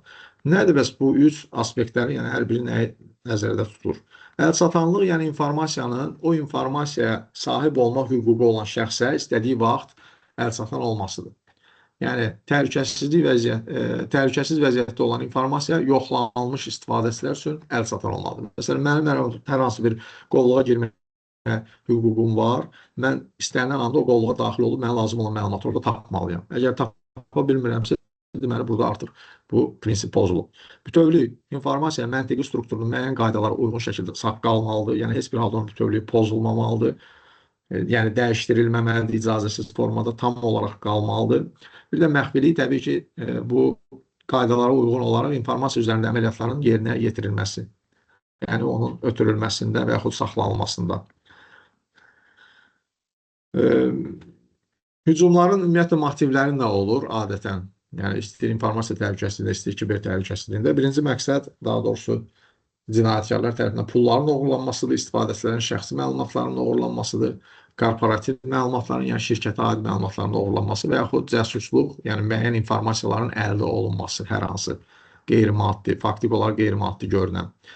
Hücumun mərhələləri necə baş verir? İlk olaraq statistika toplanır, hər hansı bir istifadəçi haqqında, kompüter haqqında, nə bilim, hər hansı bir şəbəkədə olan parametrlər haqqında məlumat toplanır və bu zaman zəiflikləri istifadə edən qurğu və sistemlər axtarılır və təhlil olunur, yəni hardan hücumu başlatmaq olar. İkinci, skan. Skan etmə, yəni giriş nöqtələri aşkarlanır, çünki bütün zəifliklərdən giriş eləmək mümkün olmur. Bu, mümkün olan nöqtələr axtarılır, məlumatlar toplanılır, giriş üçün məlumatlar əldə olunur, müxtəlif parollar ola bilər və yaxud başqa informasiya ola bilər və sonda hücum həyata keçirilir. Yəni, kompüter şəbəkə vasitəsilə daxil olunur, kiber təhlükəsizlik halına danışırıqsa və o əməllər orada yerinə yetirilir, cinayət əməlləri. Məsələn, deyir, ən zəif yer, tutaq ki, bir ağıllı şəhər modeli düşünsək, burada məsələn, deyir, onlayn mağazalar kimi açıq onlayn platformada viruslar yoluxa bilər və bu zaman istifadəsinin ödəniş elədiyi halda bilir ki, onlayn mağazalarda hər kəs kartlarla ödəniş edir. Bu zaman kart məlumatlarını orada daxil edir və bu nəzərə alanda ki, bu həmən onlayn mağaza müəyyən virusla yoluxa bilər və həmən o virus proqramı, o Trojan virus məsələn, sistemdə sizin məlumatlarınızı oğruyub cinayətkar ötürə bilər və sizin də xəbəriniz olmadan, daha doğrusu sonradan xəbəriniz olacaq, artıq onda gec olacaq. Həmən məlumatlardan istifadə edib sizin o ödəmə kartlarından istifadə oluna bilər. Təhlükəsizlik sistemi deyəndə nə nəzərdə tutulur? Obyektin təhlükəsizlik vəziyyətinin qorunması, bir də həyat sağlamlıq, yaşayış mühiti, mülkiyyət və informasiya üçün təhlükələrin qarşısının alınması, aşkar edilməsi və aradan qaldırılması. Bu, ümumiyyətlə, təhlükəsizlik sistemi anlayışıdır. İnformasiyanın qorunması metodları və vasitələrində olan nümunələr. Birinci, hadisələrin monitoringidir. Yəni, daim təhlükə olsa da, olmasa da, sistem inzibatçıları, şəbəkə inzibatçıları daim o sistemdə baş verən, şəbəkədə baş verən proseslərin monitoringini aparırlar. Yəni, sistemdə olan ümumi əməliyyatların. Üz tanıma sistemlərindən istifadə olunur. Rəqəmsal şəxsiyyət identifikasiyası, yəni şəxsiyyətin təsdiq olunması, müdaxilənin aşkar edilməsi sistemləri, zəifliklərin təhlili sistemləri, informasiya sızmalarının qarşısının alınması sistemləri və informasiyanın kriptoqrafik qorunma vasitələri ilə başqalarına ötürülməsi. Hadisələrin monitoringi deyəndə nə nəzərdə tutulur? Müxtəlif mənbələrdən alınan bütün təhlükəsizlik hadisələrin yoxlanması prosesi. Yəni, hadisələrin mənbəyi, antivirus sistemləri, əməliyyat sistemlərinin jurnalları, şəbəkə avadanlıqları və s. Yəni, bu saydıqlarımızla baş verən proseslər analiz olunur, hamısı bir-bir. Sistemdə, yəni bunların hamısı jurnalı tərtib olunur, hansı proseslər baş verirsə, orada şübhəli məqamlar analiz olunur, yəni monitoring aparılır daim. Bu cür vasitələr lokal və şəbəkə təhlükələrini aradan qaldırmağa kömək edir. Lokal təhlükələr, yəni lokal deyəndə kompüter daxilində olan təhlükələrdən söhbət gedir, yəni söhbət lokal şəbəkədən getmir. Bu zaman nə olur? Zərərli proqram təminatı, məsələn, virusun işindən sonra informasiyanın bütövlüyünün pozulması baş verir. Problemin mümkün həlli nədir? Əgər belə bir şey hiss olunursa, yəni zərərli proqram təminatının daha da yayılmasının qarşısını almaq üçün sistemi dayandırmaq lazımdır işini. Sonra, məsələn, tutaq ki, kompüter sistemi söndürülür, kompüter zərərli proqram təminatına yol oxunmuş fayllar silinir, kənardan hansısa bir sağlam informasiya daşıyıcısından yüklənir əməliyyat sistemi və o daşıyıcıdan əməliyyat sistemi virusa qarşı yoxlanılır, o yol oxunmuş fayllar silinir. Ondan sonra sistemdəki artıq zəif nöqtələr, yəni o dediyimiz monitoringin nəticəsində monitoring aparılır və o nəticədə zəif nöqtələr axtarılıb tapılır və zəif yeri qorumaq üçün əlavə tədbirlər görülür. Təbii ki, bu ümumi qaydadır və xüsusi hallarda bu xüsusi vəziyyətlər yarana bilər. Şəbəkə təhlükəsi olan zaman, bu nə deməkdir? Lokal şəbəkədə işləyən və işlədiyi müddətdə istifadəsinin kompüterindəki şəxsi məlumatlara daxil ola bilən proqram təminatı. Bu şəbəkə təhlükəsi. Şübhəli bir hadisə baş verdiyi zaman nə etmək lazımdır? Bu zaman şəxsi məlumatların lokal şəbəkədən sonraki sızmasının qarşısını almaq üçün sistem dayandırılır. Məsələn, şəbəkədən söhbət gedirsə, kompüter şəbəkədən ayrılır, hər hansı formada qoşulubsa. Sistemdəki zəif yer axtarılır və zəif yeri qorumaq üçün əlavə tədbirlər görülür. İnformasiya və insanın simaya görə tanımaq, ümumiyyətlə təhlükəsizliyin təmin olunması üçün istifadə olunan sistemlərdən biri də üz tanıma sistemidir. Yəni, insanın simasına görə onun tanınması, identifikasiya olunması, hər bir insanın üz dizgilərinin müəyyən qaydada bir qarşılıqlı əlaqəsi var, belə deyə bilərik. Və bu imkan verir ki, bu üz dizgilərinə görə insanı bir mənalı şəkildə tanımaq mümkün olsun. Texnologiyada yarana biləcək problemlər, yəni işıqlanmanın zəif olmasıdır, bizdə başın rakursunu, yəni müəyyən istiqamətdə döndəriləndə ola bilər ki, bu sistem o tanımaya bilsin. Çünki hansı formada fiks olunub götürülübsə informasiya, tanıma da həmən rakursda baş verir normalda. Üz tanıma üzrə işin hansı mərhələləri var? Birinci, ən əvvəlcə üz aşkar edilir, yəni kamera ilə üzün 3D şəkili çəkilir. Ondan sonra üz təhlil olunur, verilənlər bazasında 2D şəkil axtarılır. Təsvirin məlumatlara çevrilir, üz cizgiləri rəqəmsal koda çevrilir. Yəni, dediyi o qaydaları tətbiq eləməklə kodlaşdırılır. Və bu rəqəmsal kod üz izi adlanır və baş barmaq izi qədər unikaldır. Yəni hər bir insanın üz cizgilərinin o alqoritmdən hesablanmış yekun kodu unikal olur. Ondan sonra kod ilə kod üz izləri verilən baza ilə müqayisə olunur. Yəni bazada o tapdığı 2D şəkillə bu, daha doğrusu kodu ilə bu indi alınan, götürülən informasiya müqayisə aparılır. Uyğunluq tapılanda artıq bu identifikasiyadan keçmiş sayılır. Rəqəmsal identifikasiya dedikdə şəxsiyyəti təsdiq edən bütün sənədlər nəzərdə tutulur. Yəni bir şəxsin kim olduğunu təsdiq edən bütün vasitələrə biz rəqəmsal identifikasiya deyirik. Məsələn, biometrik məlumatlar ola bilər. Bura barmaq izləridir, gözün retinasının, yəni quzellik şahsının skanıdır. Başqa ola da bilər. Məsələn, insanın özəlliyi, məsələn, DNT kodu, DNK kodu ilə bağlı bir məlumat ola bilər. Bu da yəni hesab olunur biometrik. Bundan başqa, yəni biometrikdən başqa şifrələr, PIN kodlar və yaxud QR kodlar istifadə oluna bilər. Yəni bu biometrik deyil. Çünki şifrələr təyin olunur, sonradan dəyişdirilir. Biometrik informasiya isə istifadə insan həyatı boyu dəyişilməyən informasiyalardır. Yəni buna əsaslanır. Özəlliyi bundan ibarət.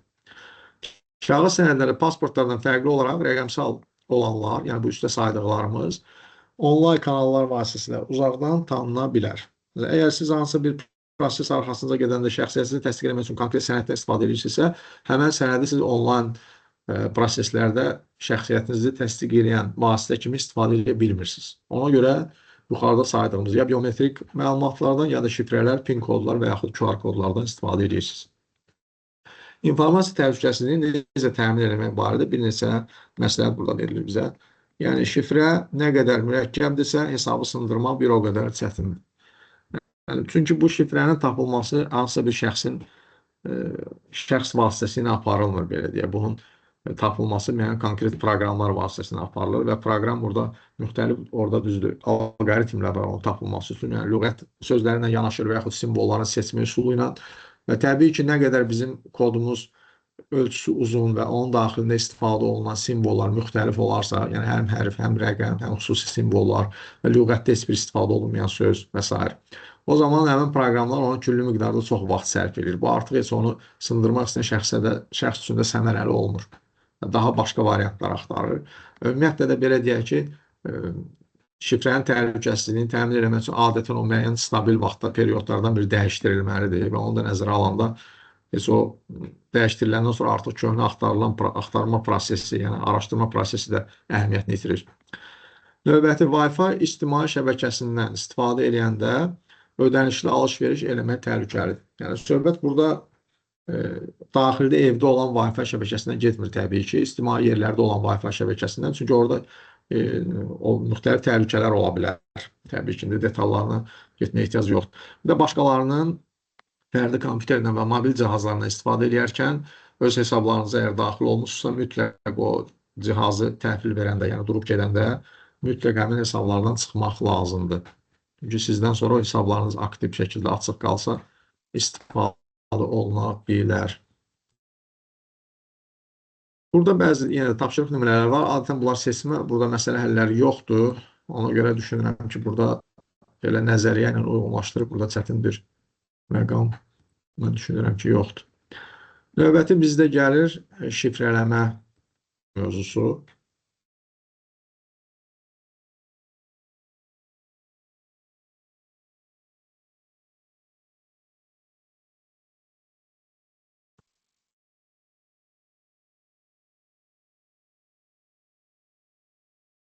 Deməli, yada salacağıq əsasən 3 şifrələmə metodu və bir neçə tapşırığın həllinə baxacağıq. Şifrələmə açardan istifadə edərək informasiyanı çevirmək üsuludur.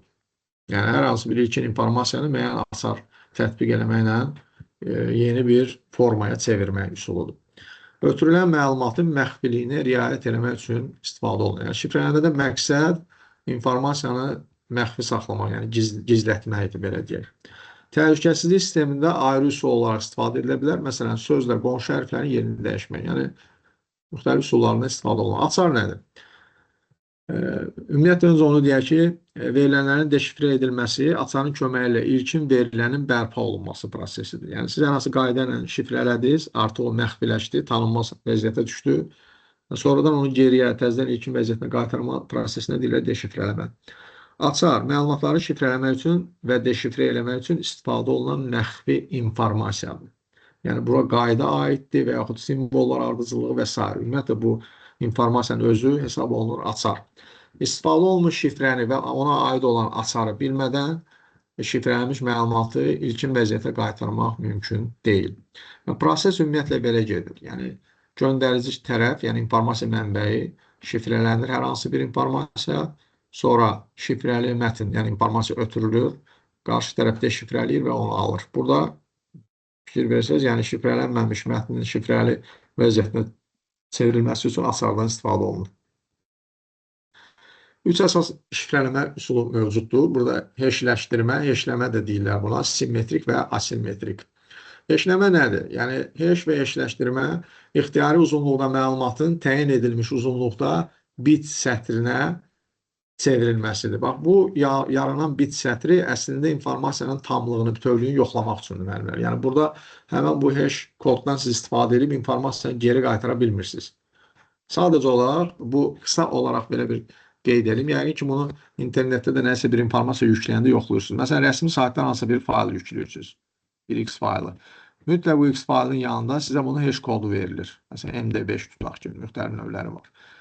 Bu açıq şəkildə kod verilir. Siz bunu yükləyəndən sonra sizin kompüterin daxili əməliyyat sistemində bu X informasiya, aldığınız X informasyasını heşləmə üçün xüsusi köməkçi proqramlar var, utilitlər var. Siz onu öz kompüterinizə bir də heşləyirsiniz. Həmən o MD5 kodunu alırsınız. Ondan sonra saytdan götürdüyünüz MD5 ilə öz aldığınız MD5-i məsələn hash kodlarını müqayisə edirsiniz. Əgər sizin kompüter daxilində aldığınız kodla bu saytda, rəsmi saytda göstərilən kod eynidirsə, o deməkdir ki, burada bu məlumatın sahibi yerləşdirdiyi məlumatı siz eyni şəkildə qəbul eləmişsiniz və heç bir dəyişiklik baş verməyib. Yəni, təhlükəsizdir. Əgər siz o mənbəyə inanırsınızsa, yəni onun eynisidir. Yəni, burada məqsəd onun bütövlüyünün yoxlanmasıdır. Növbəti bizdə belə bir tapşırıq verir. Yəni, buna düşünürəm ki, bu əlifba olunursa 3007. Verilənlər bazasında istifadəsi şifrələrinin heşləri saxlanılır. Heşin uzunluğu bütün istifadəçilər üçün eynidir, 32 simvoldan ibarətdir. Heşin hər bir kodu minimal sayda bitlə kodlaşdırılır. Bütün heşə ən az tam bayt sayı ayrılır. Şifrənin deməli, qorunmasının gücləndirilməsi üçün heşlə birlikdə heş funksiyasının giriş modifikatoru saxlanılır. Bunun üçün əlavə olaraq hər bir istifadəçi üçün 12 bayt ayrılır. Hər bir hash kodla bərabər 12 bayt da ayrılır. Əgər hashin yazılması üçün 16 simvoldan ibarət olan əlifba istifadə olunarsa, o zaman 3072 istifadəçi üçün məlumatın tutacağı ən kiçik həcm nə qədər olar? Burada baxın, bizdə göstərir 16 deməli hashin yazılması üçün 16 simvollu əlifbadan istifadə olunur. Ona görə biz bilirik ki, hashdə istifadə olunan hər bir simvol 4 bit tutacaq. Ondan sonra 32 dənə hashdə simvoldan ibarətdir. Hər bir simvol 16 simvolu əlifbadadır. Yəni 32 dənə 4 bit bizdə gedir bir hashə və burada biz tapırıq 16 bayt. Ondan sonra plus biz dedik hər bir hash koda 12 baytlıq əlavə informasiya əlavə olunur. Və bu cəmi bizdə hash kodun 28 bayt olmasına gətirib çıxardır. İstifadəçilərimizin sayı 3072-dir. Ona görə də nəticəmiz olur 3072-nin 28-ə hasili. Alınan bizdə baytlandır. Biz onu kilobayta çevirməliyik. Bölürük 1024-ə alırıq 84 kilobayt nəticəni. Növbəti bizim şifrələnmə metodikamız simmetrik şifrələmə. Yəni, eyni açarın şifrələmə və deşifrələmə üçün istifadə edildiyi bir metoddur. Burada həm şifrələmə aparılır eyni açarla, həm də deşifrələmə. Mərkəzdə də bizdə alınan şifrələnmiş mətn. Bu simmetrik şifrələmənin iki üsulu var, iki tipdə. Axın tipi və blok tipi. Axın tipində, yəni belə deyək ki, bax, burada gördüyünüz ümumi simvollar ardıcıllığı verilir və bütün informasiya, məsələn, mətn eyni qaydaya, qanun uyğunluqla çevrilir, eyni qanun uyğunluqla. Blok tipində isə informasiyanın özü, ilkin informasiya bloklara ayrılır və hər blok üçün fərqli çevirmə qaydası tətbiq olunur. Məsələn, birinci blokda tutaq ki, bu cür qayda tətbiq olunur, ikinci blokda isə başqa qayda tətbiq olunur. Burada məsələn deyir ki, bizdə belə bir söz var, simmetrik şifrələmə üsulundan istifadə edərək always sözünü şifrələyin. Biz baxırıq hərfləri bir-bir. E hərfi məsələn 4-ü ifadə edir. Sonra L hərfi bizdə 0-ı və s. Və bu simvolları buna şifrəyə çeviririk belə formada. Belə bir tapşırıq verilir. Əgər ingilis atalar sözündə B hərfindən başladığı məlumdursa, burada hansı atalar sözü şifrələnir və belə bir şifrələ ardıcılığı verilir. Altda da ingilis əlifbası verilib. Təbii ki, burada Sezar üsulu şifrələnmədən söhbət gedir. Yəni Sezar üsulu nədir? Hər bir simvol özündən n sayda bir məsafədə yerləşən simvolla əvəzlənir.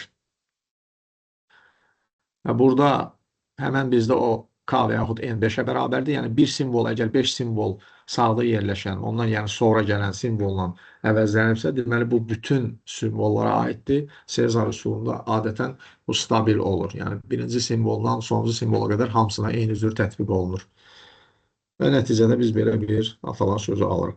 Növbəti A, B, C, D və Y hərflərindən ibarət müəyyən bir ardıcıllıq kodlamaq üçün alınmış ikilik ardıcıllıq deməli bir mənalı deşifrə etməyə imkan yaradan qeyri-bərabər ikilik kod istifadə olunur. Deməli bizdə bu A, B, C, D, Y hərflərinə qarşılıq ikilik simvollardan ibarət olan kodlardır. Baxın, buna biz ədəd kimi baxmırıq, kod kimi baxırıq və hərflərdən biri üçün kod sözünü o cür qısaltmaq lazımdır ki, kod əvvəlki kimi bir mənalı deşifrə etmək mümkün olsun. Qalan hərflərin kodlarını dəyişməməlidir. Bunu necə eləmək olar? Yəni, burada demək istəyir ki, bizdə bu kodda hansısa bir simvolun kodunu, məsələn, 4 simvoldan 3 simbol azalda bilərik və yaxud 3 simvoldan 2 simbol azalda bilərik. Və burada indi biz baxacaq ki, bəzi qaydalara əməl eləməliyik. Normalda burada ağac qurulur. Yəni, hər bir kod, məsələn, ilk olaraq 1 ilə başlayan və 0 ilə başlayan. Tək 0-dan ibarət olan bizdə A simvoludur. Yəni, tək 0 onun kodudur. Tək 1 olan heç bir simvolumuz yoxdur. Yəni, biz burada A-da dayandırırıq. Növbəti 1 ilə davam edirik. 1-dən sonra 1 gələn, yəni 1-1-dən ibarət olan bizim simvolumuz yoxdur. 1-0-dan ibarət olan simvolumuz da yoxdur. Sonra gəlirik 3-cü artıq simvola. 1-1-1-dən ibarət olan bizim simvolumuz var. D hərfidir. 1-1-0 isə bizdə E hərfidir və indi bu ilk birdən sonra gələn 0-dan davam edirik. 1-0-1 bizdə yoxdur. 1-0-0 bizdə B hərfidir və 1-0-1-0 isə bizdə C hərfini ifadə edir. Biz ağızda bunların hamısını yerinə yetirdik. İndi burada qısaltmalar necə ola bilər? A simvoluna baxırıq ilk əvvəl. A simvolunu qısaltmaq mümkün deyil. Çünki A onsuz da minimal sayda deməli simvoldan istifadə edib, deməli kodlaşdırılıb, 0-da ondan qısa artıq mümkün deyil. Növbəti simvolları biz əgər qısaltmağa çalışsaq, o zaman biz burada kodlaşdırmada, şifrələmədə fano şərti var. O şərtə görə heç bir kod başqa bir kodun ilk simvollarına uyğun gələ bilməz. Və biz burada bu simvollara artıq baxırıq ki, məsələn, biz hansını qısaltsaq, tutaq ki, əgər biz B simvolunu 1-0-0 qısaldıb 1-0-a çevirsək, o zaman bu C simvolunun qarşısında olan 1-0-dan eyniləşir. Yəni, bu fano prinsipinə görə olmaz. Və yaxud D-də əgər biz 3 dənə 1-i qısaldıb 2-1-ə çevirsək, o zaman burada 2-1 E simvolunun ilk gələn 2-1 ilə eyniləşir. Yəni, bu da olmaz. Yəni, o şəkildə olmalıdır ki, kod tamamı başqa bir kodun önündə kopyalanmasın, belə deyək, onunla uyğun olmasın. Ona görə biz burada bunu analiz edəndə görürük ki, yalnız C simvolunun, yəni yalnız C simvolunun kodu, yəni 1-0-1-0-ın biz sonuncu sıfırını yığışdırıb onu 1-0-1 eləsək, görürük ki, 1-0-1 bu şəkildə yerdə qalan kodların heç biri ilə üst-üstə düşmür. Yəni, heç birinin əvvəlində gəlmir, belə desək, daha dəqiq desək. Ona görə deməli, C-ni biz qısalda bilərik. Asimetrik şifrələmə sonunda necədir? Açarlar bir-birindən fərqli olur. İlk kodlaşdırıcı açar açıq açardır. Yəni, bunun bilinməsi heç bir qəbahət problem yaratmır. Çünki onsuz da deşifrələmək bununla mümkün deyil. Deşifrələyən açar isə artıq qapalı açar olur. Müasir dünyada asimetrik şifrələmə metodları hansıları var? Bu Tufish, DSA, RC4 bu şifrələmə metodları və bunların izahları verilib ki, bir çox ölkələrdə standartlı bu şifrələmə metodları blok şifrəsi nümunəsidir və hər kəsin yoxlaya biləcəyi elektron imzanın yaradılması. Bir də axın şifrəsi nümunəsidir. İndi burada bəzi tapşırıqlara biz baxa bilərik. Məsələn, belə bir sözü deyir, deşifrə elə, qarşımızda söz verib, belə bir və bunun altında bunun şifrəsi verilib.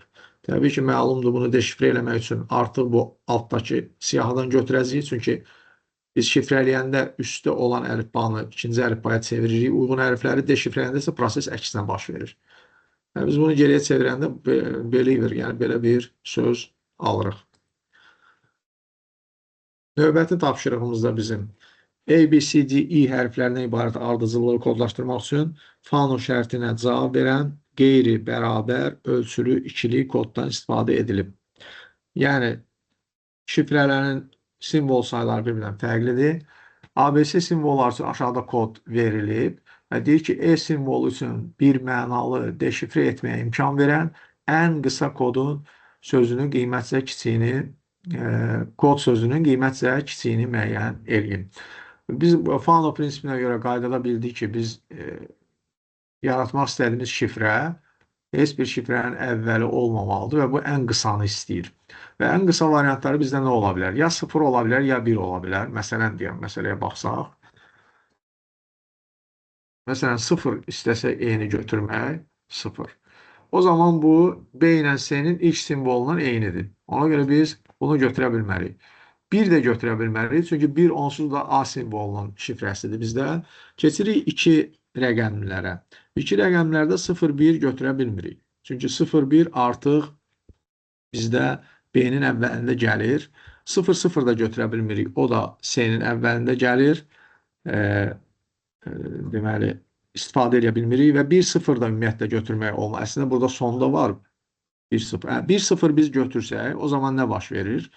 1-0 götürəndə bizdə bu A-nın biri bu şifrənin əvvəlində gəlir.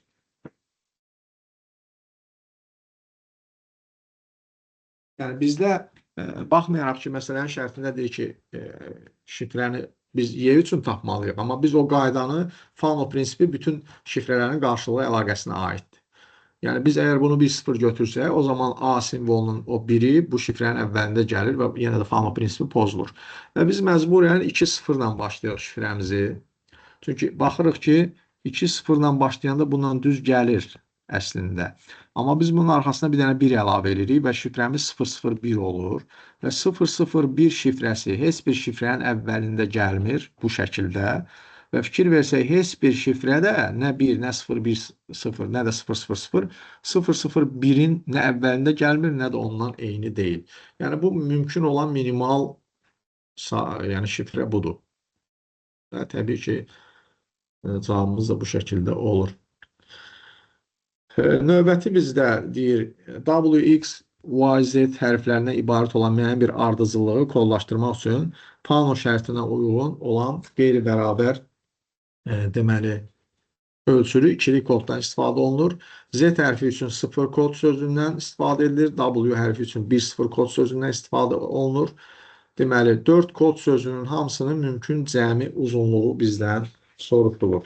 Yəni ki, hansı bir kodu biz istifadə eləməliyik ki, burada mümkün olan variantı istifadə eləməliyik ki, biz burada kod alınsın. Baxırıq burada məsələyə. Bizdə vəziyyət belə. Deməli, W bizdə Z hərfi daha doğrusu 0-dır artıq. 0. Z hərfi isə bizdə yox. W hərfi bizdə, Z hərfi bizdə 0-dır. W hərfi isə bizdə nədir? 1-0-dır. 1-0-dır.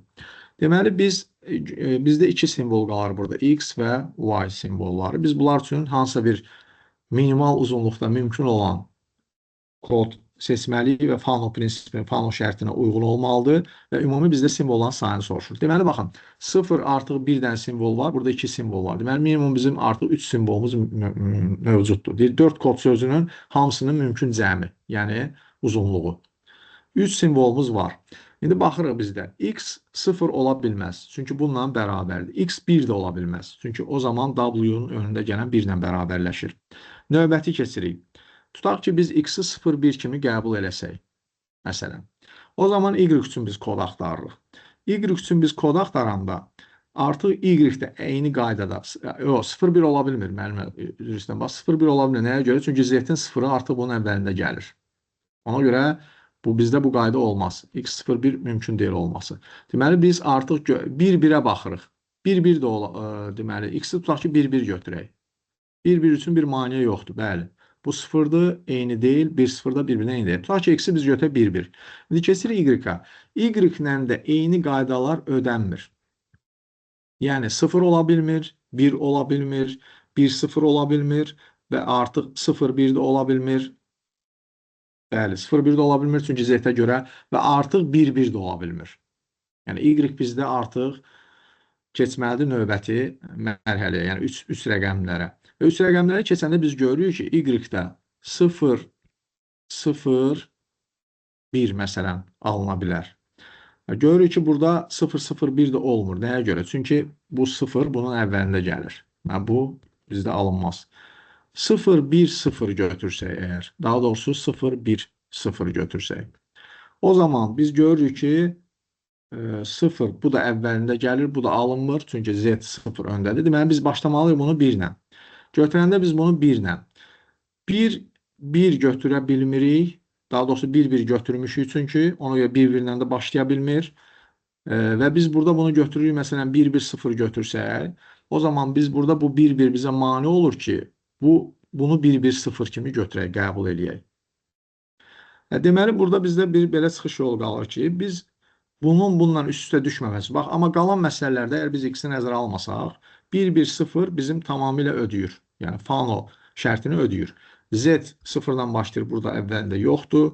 W 1-0-dan başlayır, bunun əvvəlində yoxdur. Özü də 1-1-0 tam bizim şərtimizi ödəyir. Amma bizə mane olan X-dir. X-in də mane olmaq səbəbi odur ki, bu 2 rəqəmlidir və 1-1 bunun əvvəlində gəlir. Və 1-1 əvvəlində gəldiyi üçün bununla uyğunlaşır. Deməli, mən bunu 1-1-1 kimi məsələn götürsəm, tutaq ki, o zaman burada da bizdə problem aradan qaldırılır. Yəni, X 3-1 olanda bunun əvvəlində heç bir uyğunluq yoxdur. Nə 1-0 onunla uyğun deyil, nə Z uyğun deyil, nə də bu heç birinin əvvəlində gəlmir. 1-1-0 ilə də 1-1-1 tam fərqli kodlar. Deməli, biz məcburən zəruri ən minimal olaraq 3 simvoldan hərəsi üçün istifadə etməliyik. 3 simvol bunlar üçün 6 dənə, 3 simvolumuz da öncədən var idi, yəni şərtdə verilən və cəmi bizdə bu 9 simvol edir. Yəni, düşünəndə məntiqlə burada yenə əslində prinsipcə çətin bir şey deyil. Sadəcə olaraq Fano şərti bunu deyir ki, heç bir kod başqa bir kodun əvvəlində gəlməsin və bu qarşılıqlı olmalıdır. Yəni, tutaq sizdə şərtdə verilən, siz əgər K üçün kod axtarırsınızsa, K başqasının əvvəlində olmasın, amma K-nın əvvəlində hansısa biri ola bilər, yox, olmaz. Yəni, qarşılıqlı olmalıdır. Bu da başqa bir kodun əvvəlində olmamalıdır, o da bunun əvvəlində olmamalıdır. İndi biz bununla, düşünürəm ki, növbəti biz verilənlər bazasında sorğuların təhlili, çünki bizdə vaxt məsələsi biraz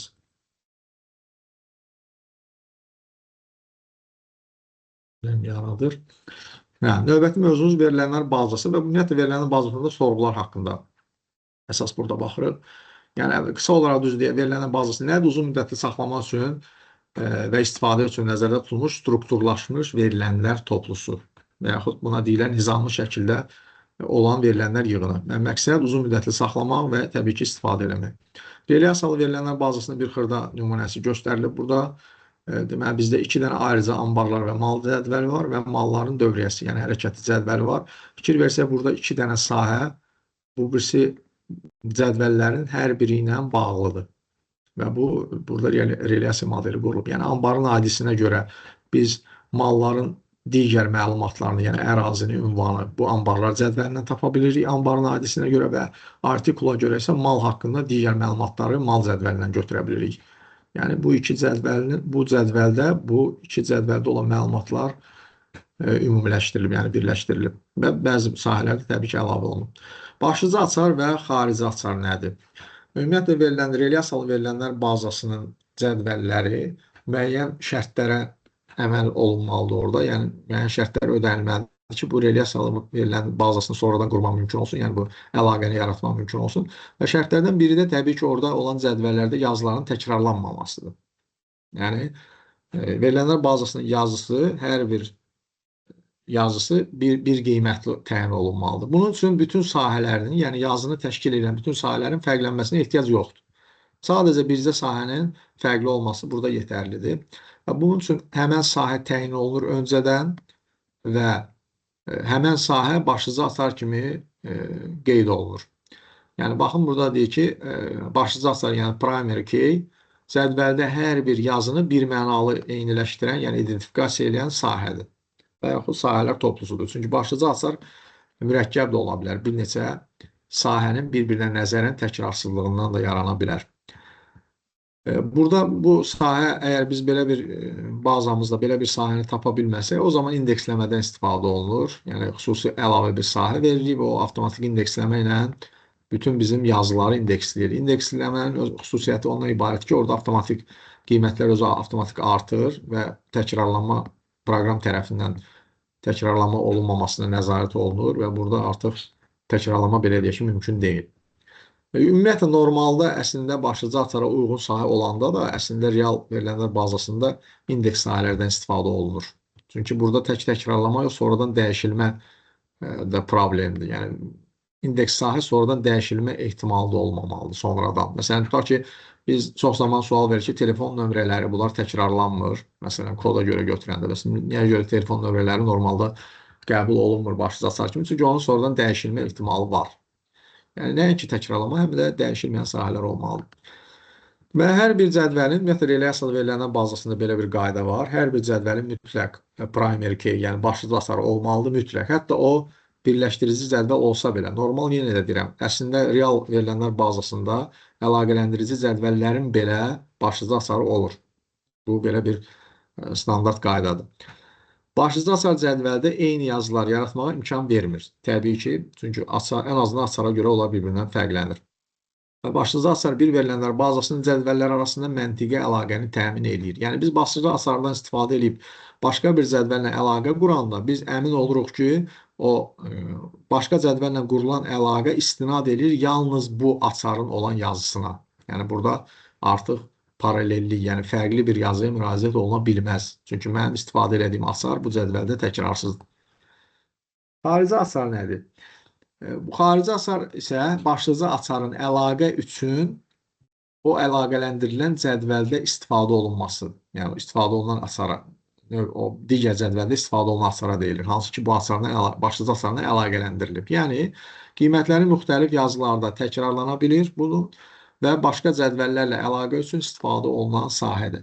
Məsələn, bizim misalda baxaq, bizdə ambarlarda ambar ID-si başlıca açardır və mən mal cədvəlinə, ambar cədvəlini əlaqələndirmək üçün hər hansı bir cədvəldə bunların başlıca açarından istifadə edirəm. Bu məndə əminlik yaradır. Mən bilirəm ki, konkret mən ambar ID-si yazanda söhbət konkret ambardan gedir, çünki o yazı təkrarlanmır və konkret onunla əlaqəli olan malı götürəndə malda təkrarlana bilməz, yəni səhv düşə bilməz, eyni maldan söhbət gedir və bu artıq əlaqələndirici cədvəldə istifadə elədiyim o açarlar, bunlar hesab olunur xarici açar.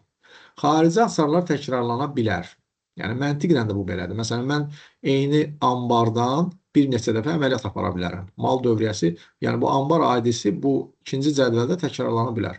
O cümlədən mal da eyni maldan dəfələrlə mən mal dövriyyəsində istifadə olunur, yəni satışda ola bilər. Və hətta eyni ambardan eyni malda dəfələrlə çıxa bilər. Yəni, bunların xarici açarlar təkrarlanmasında problem yoxdur. Sadəcə xarici açardan həmin cədvəllə əlaqələnib lazım olan informasiyanı oradan götürmək üçün istifadə olunur. Yəni, bizdə burada artıq başlıca açarlar biz bilirik, əməliyyatın ID-si, bu artıq hər bir əməliyyat unikaldır. Ambarlarda hər bir ambarın adı, ərazisi ünvanı unikaldır və malın da artikulu, yəni koduna görə həmən mal, məhsul unikaldır. Deməli, belə bir bizdə cədvəl verir. Cədvəldə malların hərəkəti haqqında verilənlər bazasının fraqmenti tətbiq olunur. Verilmiş bazada neçə sahə və yazı var. Bu adı təbii ki, bazanın əlifbasıdır. Yəni, sahələr bizdə bilirik ki, sütunlardır, yazılar isə bizdə deməli, sətirlərdir və burada görürük ki, 5 dənə bizim sahəmiz var, 3 dənə isə yazımız var. Cədvəlin başlığı yazı hesab olunmur. Yəni, bu cədvəlin strukturudur sadəcə olaraq və verilən hesab olunmur, ümumi şəkildə desək. Növbəti sorğu nədir? Lazımi informasiyanın çıxarılması və emalı üçün verilənlər bazasına olan müraciətdir. Yəni, biz sorğu vasitəsindən demək olar ki, verilənlər bazasında hər bir şey eləyə bilərik. Yenə də real verilənlər bazasında demək olar ki, bütün proseslər, indi düzdür, bəzi məsələləri asanlaşdırmaq üçün alternativ istifadə olunur. Başqa versiyalarda hazır, məsələn, verilənlər bazası idarə etmə sisteminin imkanlarından. Amma normalda daha professional, daha universal verilənlər bazasını emal eləmək üçün, ümumiyyətlə ona müraciət eləmək üçün birmənalı həmişə sorğulardan istifadə olunur. Yəni, sorğular bizə bəzi burada qeydlər verir, nəyə imkan verir? Bir və ya bir neçə cədvəldən sahələri seçməyə. Və sorğunun nəticəsində təbii ki, bilirik ki, yekunlaşdırıcı bir yeni cədvəl yaranır, yəni belə deyək, virtual cədvəl yaranır. Yəni, faktik olaraq bizim əsas cədvəllərdən lazımi sahələri seçir, qruplaşdırır və sorğu cədvəli yaradır. Yeni bir hibrid cədvəl, qarışıq cədvəl. Sorğularla biz çeşidləmə apara bilərik, verilənlər şərtlərə cavab verən yazıları seçirik və cədvəldə hesablamalar apara bilərik. Məsələn, bir sahədə nəyisə seçirik, onun üzərində müəyyən əməliyyat aparırıq və başqa bir sahədə məsələn qeyd edirik. Sorğuların tərtibatı üçün verilənlər bazalarından bul cəbri ilə birlikdə istifadə etmək lazım gəlir, çünki sorğu müəyyən şərt deməkdir. Və biz də bilirik ki, şərt olan yerdə mütləq onun cavabı doğru və yaxud yanlış olmalıdır, ödənməlidir və yaxud ödənməməlidir. Və bundan başqa məntiq əməliyyatlarından da istifadə olunur, çünki bir neçə şərt ola bilər sorğuda. Müqayisə operatorlarından istifadə olunur, birbaşa şərtlərin özünü təyin eləmək üçün. Bir də yer dəyişmə simvolları. Yəni, tutaq ki, biz axtardığımız hər hansı bir məzmunu konkret olaraq adını tam bilmiriksə, o zaman biz köməkçi simvollardan istifadə edə bilirik. Ulduz, məsələn, istənilən sayda istənilən simvol deməkdir.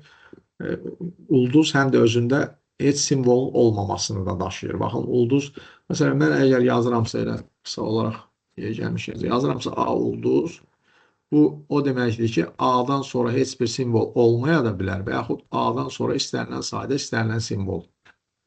Yəni, ulduz həm də heç olmamağı da özündə saxlayır. Növbəti sual işarəsi, bir istənilən simvol burada artıq ulduz kimi deyil. Sual işarəsində artıq şərtdir ki, mütləq şəkildə sual işarəsinin sayı qədər simvol olsun. Əgər bir sual işarəsi yazmışamsa, həmən yerdə mütləq bir simvol olmalıdır və istənilən simvol ola bilər.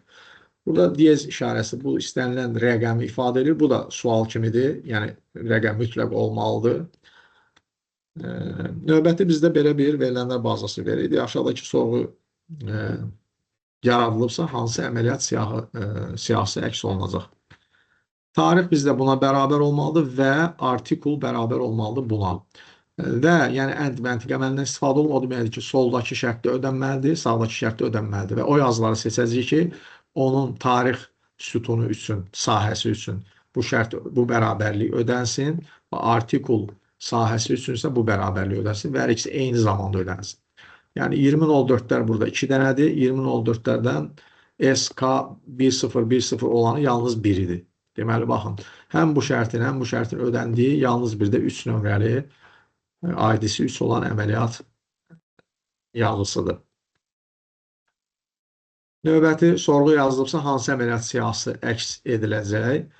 Deməli, qablaşdırılmışların sayı 15-dən böyük və ya ambarın ID-si bərabərdir. İstənilən simvolla başlayıb sıfırla bitən və yaxud O hərfi ilə bitən. Ambarın ID-sidirsə, burada çox güman ki, sıfır. İndi sıfır o fərq eləmir. Bu simvolla bitən kodu olmalıdır, ID nömrəsi olmalıdır. Və ya dediyinə görə biz həm bu sayı 15-dən böyük olanları götürürük, həm də ID-ləri bu şablona cavab verən yazıları götürürük. İndi xüsusi halda baxırıq biz. Burada yəni ən sadə taktika budur ki, biz pluslarla həmin sahənin qabağında işarə edirik.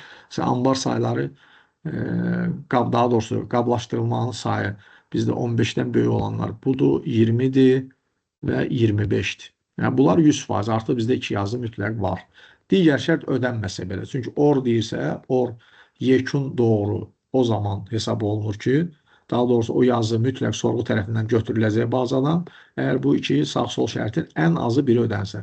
Sol ödənib, deməli bu iki yazı artıq seçildi. Gəldi, indi sağdan bəlkə ona bir əlavələr varmı? Ambarın ID-si sahəsində baxırıq ki, sonu sıfırla bitən bizdə simvol görmürəm. Sonu O hərfi və yaxud sıfırdan bitən belə bir simvol yoxdur. Ambarın ID-si, bəli, yoxdur. Artıq elə bizdə çıxır ki, yalnız bu iki dənəsi olacaq. Ha, burada nəsə uyğun gəlmir axı. OBK bizdə ulduz. Burada baxın bu cür yazılıb. Burada nəyə görəsə o yazılıb. Yəni bu şərtdən belə olmur. Çünki burada bu şərtə görə o. Tamam, bu şərt belə götürək. Problem də ola bilər nəsə orada mexaniki. Ulduz OBK ilə başlayan, yəni 15-dən böyükləri biz birinci və sonuncu götürdük 20-25 və sonu OBK ilə bitən bizdə ulduz OBK olan 2 dənə yazımız var. Birinci və üçüncü. Birinci onsuz da biz onu götürmüşük. Yəni orun sol tərəfində dayanan şərtinə görə onsuz da sorğu tərəfindən o götürülüb. Üçüncü isə birinci oradan soldakı şərt ödənməsə də artıq sağdakı şərt ödəndiyinə görə biz bunu da götürürük. Növbəti sorğu necə qeyd oluna bilər aşağıdakılar üçün? Təbii ki, ərazini biz birbaşa buna bərabər yaza bilərik. Və əgər bu deyir ki, Nəsimi rayonunda adı A hərfi ilə başlayan küçədə ev nömrə 8-də yaşayan, yerləşən daha doğrusu ambarı əks etdirmək üçün biz hansı yazıdan istifadə edə bilərik? Təbii ki, rayon bərabərdir Nəsimi, çünki konkret ad verilib bizdə və ünvan da bərabərdir küçə A və bilinmir. Ona görə ortada ulduz. Çünki A-dan sonra A hərfi ilə başlayan çox küçələr ola bilər. Əsas odur ki, 8 ilə bitsin sonu. Və son ortada A hərfi ilə başlayan hər hansı bir küçənin adı olsun. Sorğu nəticəsində neçə ambar əks ediləcək? Yenə də ambarın ID-si olmamalıdır. Baxın, əvvəlcə mötərizənin daxilinə baxırıq, sonra ondan başqa yerdə qalanları götürürük. Bizdə bu şərti ödəyən, yəni əvvəlində 9-dan qabaq bir simvol gələn və sonra ulduz işarəsi olan. Yəni baxırıq biz burada 9-dan qabaq olan 1-9 var və ondan sonra başqa simvollar gəlir ambarın aidisində. Yalnız bu ödəyir mötərizənin daxilindəki şərti, yalnız bu. Yox, biri də var burada, ikisi ödəyir. Yəni buna hazır baxaq. İkisi ödəyir bablar. Tamam, bizdə bu, onsuz da burada bilinmir. Bunu silək. Deməli, bizdə bu ödədi və bu ödədi. Başqa bizdə elə 9-dan başlayan yoxdur. Bizdə hələ ki bulardır. Və burada olmayanlar. Bu not o deməkdir ki, biz bunları yox. Yəni artıq biz bunu mötərizə daxilini elədik. Not isə bunları yığışdırıb yerdə qalanları artıq biz qəbul edirik. Çünki notun şərti budur. Bunlar olmayan, yəni bu şərti ödəməyən. Şərti ödəməyən isə yerdə qalanlar deməkdir.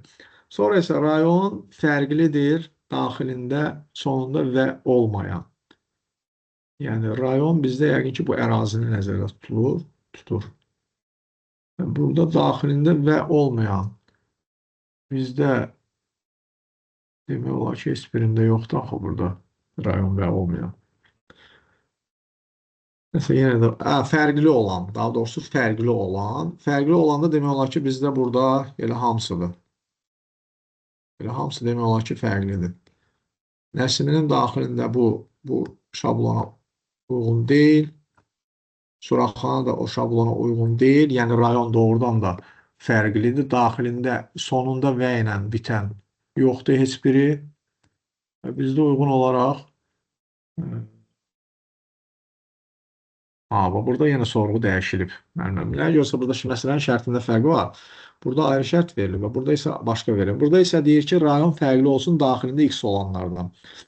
Daxilində X olanlardan fərqli olanlar bizdə, gəlin baxaq buna, bizdə deməli biz götürdük bunları. Daxilində X olanlardan fərqli olanlar hansılardır? Budur. Sonra bir dəqiqə bunu mən silim. Deməli, bizdə bu yarıyır, bu yarıyır. 1-9 yox, bu yarıyır. Bu da yox, bunlar yarıyır bizə. Sonra, daxilində X hərfindən fərqli olan rayonlar. Bu bizim işimizə yarıyır. Suraxanı yox, Yasamal yarıyır. Qaraçuxur yarıyır işimizə və Yasamal yox, Nəsimi yox, Binəqədidə yox. Yəni, baxırıq ki, bizdə burada ancaq 2 dənə yazır. Bu and olduğuna görə hər iki şərt ödənməlidir. Hər iki şərti ödəyən bizdə bu 2 yazı var. Bu 2 yazı var. Yəni, birinci və 4-cü yazılar var. Hı -hı. Nəyə görəsə burada yenə də yerlərsən. Suraxanı bizdə birinci deyil axı. Ha, üzr istəyirəm. Suraxanı olmalıydı daha doğrusu. Düzdür. 2 ambar əks etdiriləcək. Növbəti bizdə burada bitdi. Keçirik tapşırıqların bəzi nümunələrinə baxaq qısa olaraq. Burada növbəti tapşırıqlardan baxaq. Məsələn, belə bir tapşırıq var. Aşağıda qonumlu münasibətlər haqqında məlumatların saxlandığı verilənlər bazası fraqmenti verilib. Verilənləri təhlil edin və MZ Hacıyevin bazada neçə övladının və nəvəsinin olduğunu müəyyən edin. Bu da standart deməli bir dəqiqə. Cədvəli böyütmədi.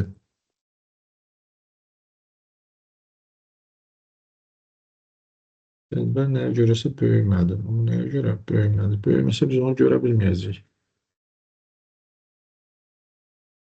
Müəllim, işləyəndən sonra cədvəl hesabı böyümür. Doğru cavab versi deyil. Bu səfər cədvəl böyütmək olmur. Necə? Bir də eşidəmədim sizi yaxşı. Yəni, ikinci səfər cədvəli işləyirsiniz, orada yaşıl kavıçqa düşür, artıq doğru cavab verirsiniz də. Ondan sonra cədvəli böyütmək olmur. Yalnız da işləməmişdən əvvəl böyütmək olur. Bildim, başa düşdüm. Təşəkkür edirəm, çox sağ olun. Həqiqətən mən çünki indi baxıram bu cədvəl niyə böyümür. İşləyəndən sonra cədvəl düzdür. Mən axı bu işlənib ona görə. Yəni, prinsip olaraq, qısa olaraq deyə, buradan tapırsınız Hacıyev MZ 2155 kodu, gedib birinci övladlarını tapırsınız. Burada 2555-in 2 övladı var. 2302, bir də 3002. Bu 2 nəfər artıq var sizdə. Ondan sonra gedirsiniz, həmən o 2302 ilə 3002-nin övladlarını axtarırsınız burada. Yəni, onlar da nəvə olacaq da. Baxırsınız ki, 2302-nin 3 dənə övladı var. Yəni, 2-nin üstünə bu 3 nəfər də gəlir. Fərqli adamlardır, yəni təbii ki. Oldu bizdə 5 nəfər. Bir də 3002-nin də 2 övladı var. Bunlar da bulardır. Yəni, bunlar da nəvə sayılır. O 5-in üstünə bu 2 də gəlir, olur 7 nəfər. Burada da yəni böyüdəməyəcək. Burada da belə bir sorğu verir. Deyir ki, əgər cədvəl 1-ə aşağıdakı sorğu tətbiq olunarsa, neçə yazı əks olunacaq? Cədvəl 1-də ID bizdə başlamalıdır. Hər hansı simvol 2 və 2-dən sonra mütləq bir rəqəm olmalıdır. Biz də baxırıq ki, orada 2-dən sonra mütləq bir rəqəm olmalıdır və ya SS burada bu hərf nə hərfidir? Yəqin ki, bu I hərfidir. Burada I hərfi ilə başlamalıdır. I hərfi ilə başlayanlar bizdə 1, 2, aşağıda bilmirəm, var yoxsa yoxdur. Və 2 ilə istənilən simvolla başlayıb 2 və arxasında bir rəqəm olan yazılar. Söhbət burada ID-dən gedir. Və burada mən elə birini, burada var. 2, 9 bir dənəsini görürəm. Bir də 2, 3. 2 dənə buradadır. 2 dənə burada, yəni ilk şərti ödəyəm. Və burada ortada or olduğuna görə mən mütləq bu ikisini götürəcəm təbii ki. Yəni 2, 3-dən 2, 9 götürülür.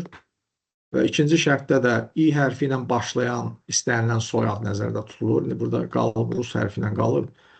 Bu da bizdə 1, 2 nəfər də budur. İbrahimovdan İbrahimova. 2 nəfər burada, 2 nəfər də bu 2 şərtini ödəyən. Cəmi 4 nəfər. Nəyə görə? Çünki orla. Həm bunlar götürüləcək, həm də sağdakılar. Belə formada bu da bizdə belə. Növbəti biz gəlin özüyə baxaq, çünki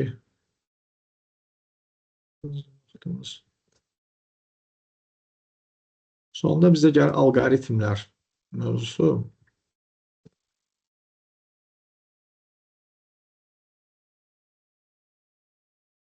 Alqoritmlər məsələsi bu klassik təbii ki mövzudur. İndi təkrar kimi təbii ki bu yuxarı siniflərdə biraz daha dərindən keçilir. Amma ümumən burada tərifif hər hansı məsələnin həlli üçün və yaxud tapşırığın həlli üçün yerinə yetirilən əməllər ardıcıllığıdır.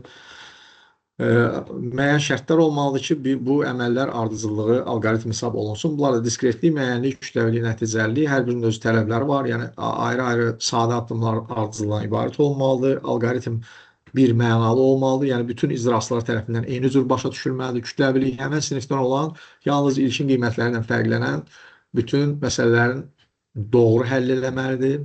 Yəni, doğru icra olunmalıdır, yerinə nəticə verməlidir. Bir də nəticəli, yəni, sonlu sayda addımdan sonra mütləq həllə gətirməlidir. Alqoritmlərin xassələri var. Bizdə informasiyanın da xassələri var idi. Sadəcə burada bir xırda fərqi, həmişə yadıma düşəndə bunu deyirəm ki, alqoritm xassələrinin biri pozulsa artıq o alqoritm hesab olunmur. Amma informasiyada bu belə deyildi. İnformasiya, ümumiyyətlə, xassələri nisbilik var idi orada. Məsələn, tutaq ki, ingilis dilində bir məlumatda ingilis dilini bilməyən şəxs üçün anlaşıqlı xassəsi pozulur, amma biz deyə bilmərik ki, o informasiya deyil. və yaxud etibarlıq pozulur, o dezinformasiyadan, amma informasiya olmamağı demək düzgün deyil. Yəni belə deyək, hansısa xassəsi var və yaxud yoxdur. Amma burada alqoritmdə konkret bu xassələrin hamısı ödənilməlidir. Əgər müəyyəni pozulacaqsa, alqoritmin bir icrası başa düşüb nəzərdə tutulduğu belə deyək də həmin o topludan başqa bir icraçı onu başa düşür. Məsələn, kompüter üçün yazılıb, kompüterin biri işlədir, digəri işlətmir. Deməli, burada müəyyənlik pozulub. Və yaxud kütləvilik kvadrat tənliyi həll edir. Məsələn, klassik misal diskriminantın sıfırdan kiçik qiymət nəzərə alınmayıb, yenə də nəsə hesablayırsa, deməli, burada artıq alqoritm düzgün deyil, yəni deyil. Belə. Deməli, təbii dildə qrafik təsvir var, bir də alqoritmik dildə təsvir, üç variantı var. Bizdə sözlə təsvir, qrafik formada, bir də alqoritmik dildə. Hər hansı proqramlaşdırma dilindən söhbət gedir burada. Sonra bizdə sözlə yazılmış alqoritmlərin təhlili üzrə bir neçə mürəkkəb tapşırıq həll eləyəcək, bir də platforma tapşırıqlarına baxacaq. Məsələn, bir alqoritmin girişinə aşağıdakı alqoritm üzrə emal olunan n natural ədədi verilib, daxil olunub. N ədədinin ikilik qeydi qurulur. Yəni, ikilik say sisteminə çevrilir, başa düşdüyüm qədər. Soldan birinci 1 və ondan bilavasitə sonra gələn sıfırlar silinir. Əgər bundan sonra ədəddə rəqəm qalmırsa, bu əməlin nəticəsi sıfıra bərabər sayılır. Alınmış ədəd onluq yazıya köçürülür geriyə, yeni ədəd ilkin ədəddən çıxılır və alınmış fərq ekranda çap olunur. Yəni, hansı addımdan yazılıbsa, həmən addımdan da bunu icra olunur. Hərdən görürsünüz, tərsinə olur. Məsələn, geridən verilir, deyir, nəticədə bu alınıb və bu zaman biz bundan nə alacağıq? Biz elə gəlin, burada slaytlarda bizdə artıq nəsə qalmayıbsa, elə tapşırıq nümunəsinə baxaq. Bundan sonra elə bizə ancaq tapşırıqlardır, səhv eləmirəmsə. Biz elə bir tapşırıq nümunəsinə burada baxaq, buna bənzər belə bir tapşırıq nümunəsi var. Və onunla da yekunlaşdıraq da belə deyək. Proqramda n böyük bir natural ədədi aşağıdakı alqoritmə uyğun olaraq emal olunur. N ədədinin ikilik yazısı qurulur, yəni ikilik say sisteminə çevrilir. İkilik yazının sonuncu rəqəmi silinir, bir rəqəmi. Və əgər ilkin n ədədi tək ədəddirsə, yazının sonuna sağdan, yəni silinən o hissədə bir sıfır əlavə olunur. Əgər cüt ədəddirsə, o zaman 0,1 nəticə ora əlavə olunur. Belə bir qayda qoyur. Və bizdə nə deyir burada? Deyir ki, nəticə onluq sistemə köçürülür və ekranda əks etdirilir. Deyir, proqrama hansı ədəd daxil etmək lazımdır ki, nəticə 1,8,1,7 alınsın? Hansı ədədə daxil etmək lazımdır ki, nəticə 1,8,1,7 alınsın? Və burada biz geriyə doğru təbii ki, prosesi icra edirik, geriyə doğru. Çünki burada baxsaq biz, əgər bu 1,8,1,7 alınıbsa bizdə, bunu əvvəlcə ikilik say sisteminə keçirməliyik. Ondan sonra orada deməli, geriyə onun sonuna baxırıq. Orada əgər bizdə 1,0 varsa və yaxud 0,1 varsa, ona uyğun təyin edirik, onu yığışdırırıq, onun yerinə qoyuruq. Yalnız sonuncu mümkün ola biləcək bir rəqəmi və prosesi geriyə doğru hesablayanda bizdə alınır, bax, belə bir ədəd, yəni 908. Yəni, nəticə bizə verilib, ön ədədi tapanda biz həmən bu alqoritmi sadəcə geriyə doğru yerinə yetiririk. Əlbəttə, burada ikincidə belə bir məsələ var. Burada proqramın girişə 5 rəqəmli n ədədini alır. Bu ədəd üzrə aşağıdakı qaydalara görə yeni ədəd qurulur. Birinci, üçüncü və beşinci rəqəmlər ayrı-ayrı olaraq toplanılır və eləcə də ikinci və dördüncü rəqəmlər toplanılır. Alınmış iki ədəd bir-birinin ardınca artma sırası ilə işarələr olmadan yazılır, ayrıcı işarələr olmadan yazılır. Nümunə, məsələn, deyir 63, 17, 9 belə bir ədəd var, cəmlənir. Birinci, üçüncü, beşinci yerdə dayananlar. Yəni 6, 1, 9 cəmlənir 16 və ikinci, dördüncü mövqedə dayananlar 3, 7, 10. Alınır nəticə 1016. İndi bizə deyək ki, emal edildiyində avtomatın 6-2-1 nəticəni əks etdirdiyi minimal ədəd nəyə bərabər olar? Bunu gəlin yazaq, belə nə eləmək olar? Məsələn, 6-2-1 deyirsə bizdə, bu 6-2-1 bir-2 artma ardıcıllığı ilə yazılan bir iki ədəddir. Yəni, çünki şərtdə belə deyir. Bu 62-1 ola bilməz. Çünki 62 birdən artma ardıcılığı ilə yazılmır. Başqa səbəb də var, mən ən yaxın olan səbəbi deyirəm. 6-2-1 də ola bilməz, çünki artıq bu 3 müxtəlif əməliyyatın nəticəsi olur. Bizə isə 2-dir. Deməli, bu mütləq 6 və 21-dir. Artma ardıcıllıqla olsa da bunların birinci olan təklərin cəmi, ikinci olan cüt yerdə dayananların cəmi ola bilmir. Yəni bu vəziyyət belə. Biz burada baxırıq ki, 6 çox güman ki, cüt mövqedə dayanan cəmdir, 21 isə tək mövqedə dayanan cəmdir. İndi biz 21-i almaq üçün tək mövqedə dayanan 3 rəqəmi cəmləyirik və bilirik ki, bu 3 rəqəmin içində birinci mövqedə dayanan, üçüncü və beşinci mövqedə dayanan var. Biz baxırıq 21-i almaq üçün.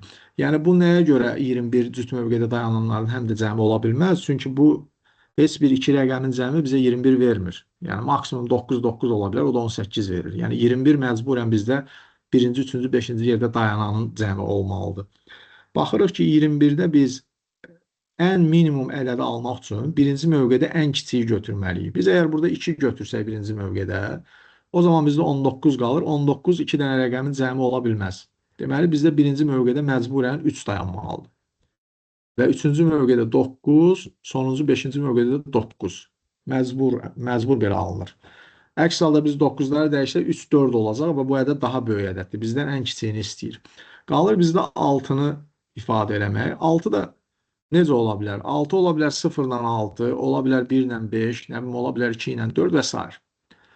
Biz burada baxanda görürük ki, ən kiçik variantı solda dayanan rəqəm, yəni böyük mərtəbədə dayanan rəqəmin ən kiçik olduğu ədəd olacaq. Yəni ən kiçik ədəd sol mərtəbədə, yəni böyük mərtəbədə dayanan ədədin ən kiçik olan variantıdır. Bu da bizdə 0,6 variantıdır.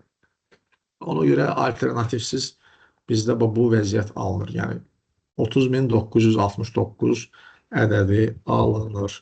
Əslində bu tip məsələlər, bilmirəm, sertifikasiyadan keçim, sertifikasiya yox, attestasiyadan keçmisiniz yoxsa yox. Yəni attestasiya belə deyək də tapşırıqları da bu, yəni tipdədir, bu formadadır. Hesablama məsələləridir. Yəni nəzəriyyədən çox daha çox hesablama məsələlərinə üstünlük verilir. Ona görə düşünürəm ki, orada bir sıxıntımız olmayacaq, əgər attestasiyadan keçməyən qalıbsa. Amma çətin olmayacaq düşünürəm ki. Yəni bu bölmə ümumiyyətlə çətin olmayacaqsa. Belə müəllimlər, indi düşünürəm ki, biz mövzulara toxunduq bacardığımız qədər. Ona görə yekunlaşdırmaq fikrindəyik. İndi ki, növbəti bizdə orada bir mövzuda qalıb. Düşünürəm, bilmirəm, ondan bağlı olacaqmı görüşümüz. Amma onda hər birinizə təşəkkür. Formalar artıq göndərilib. Yəqin ki, formaları doldurmağı bilirsiniz artıq. Hər birinizə təşəkkür və işlərinizdə uğurlar arzulayıram. Sağ olun müəllimlər.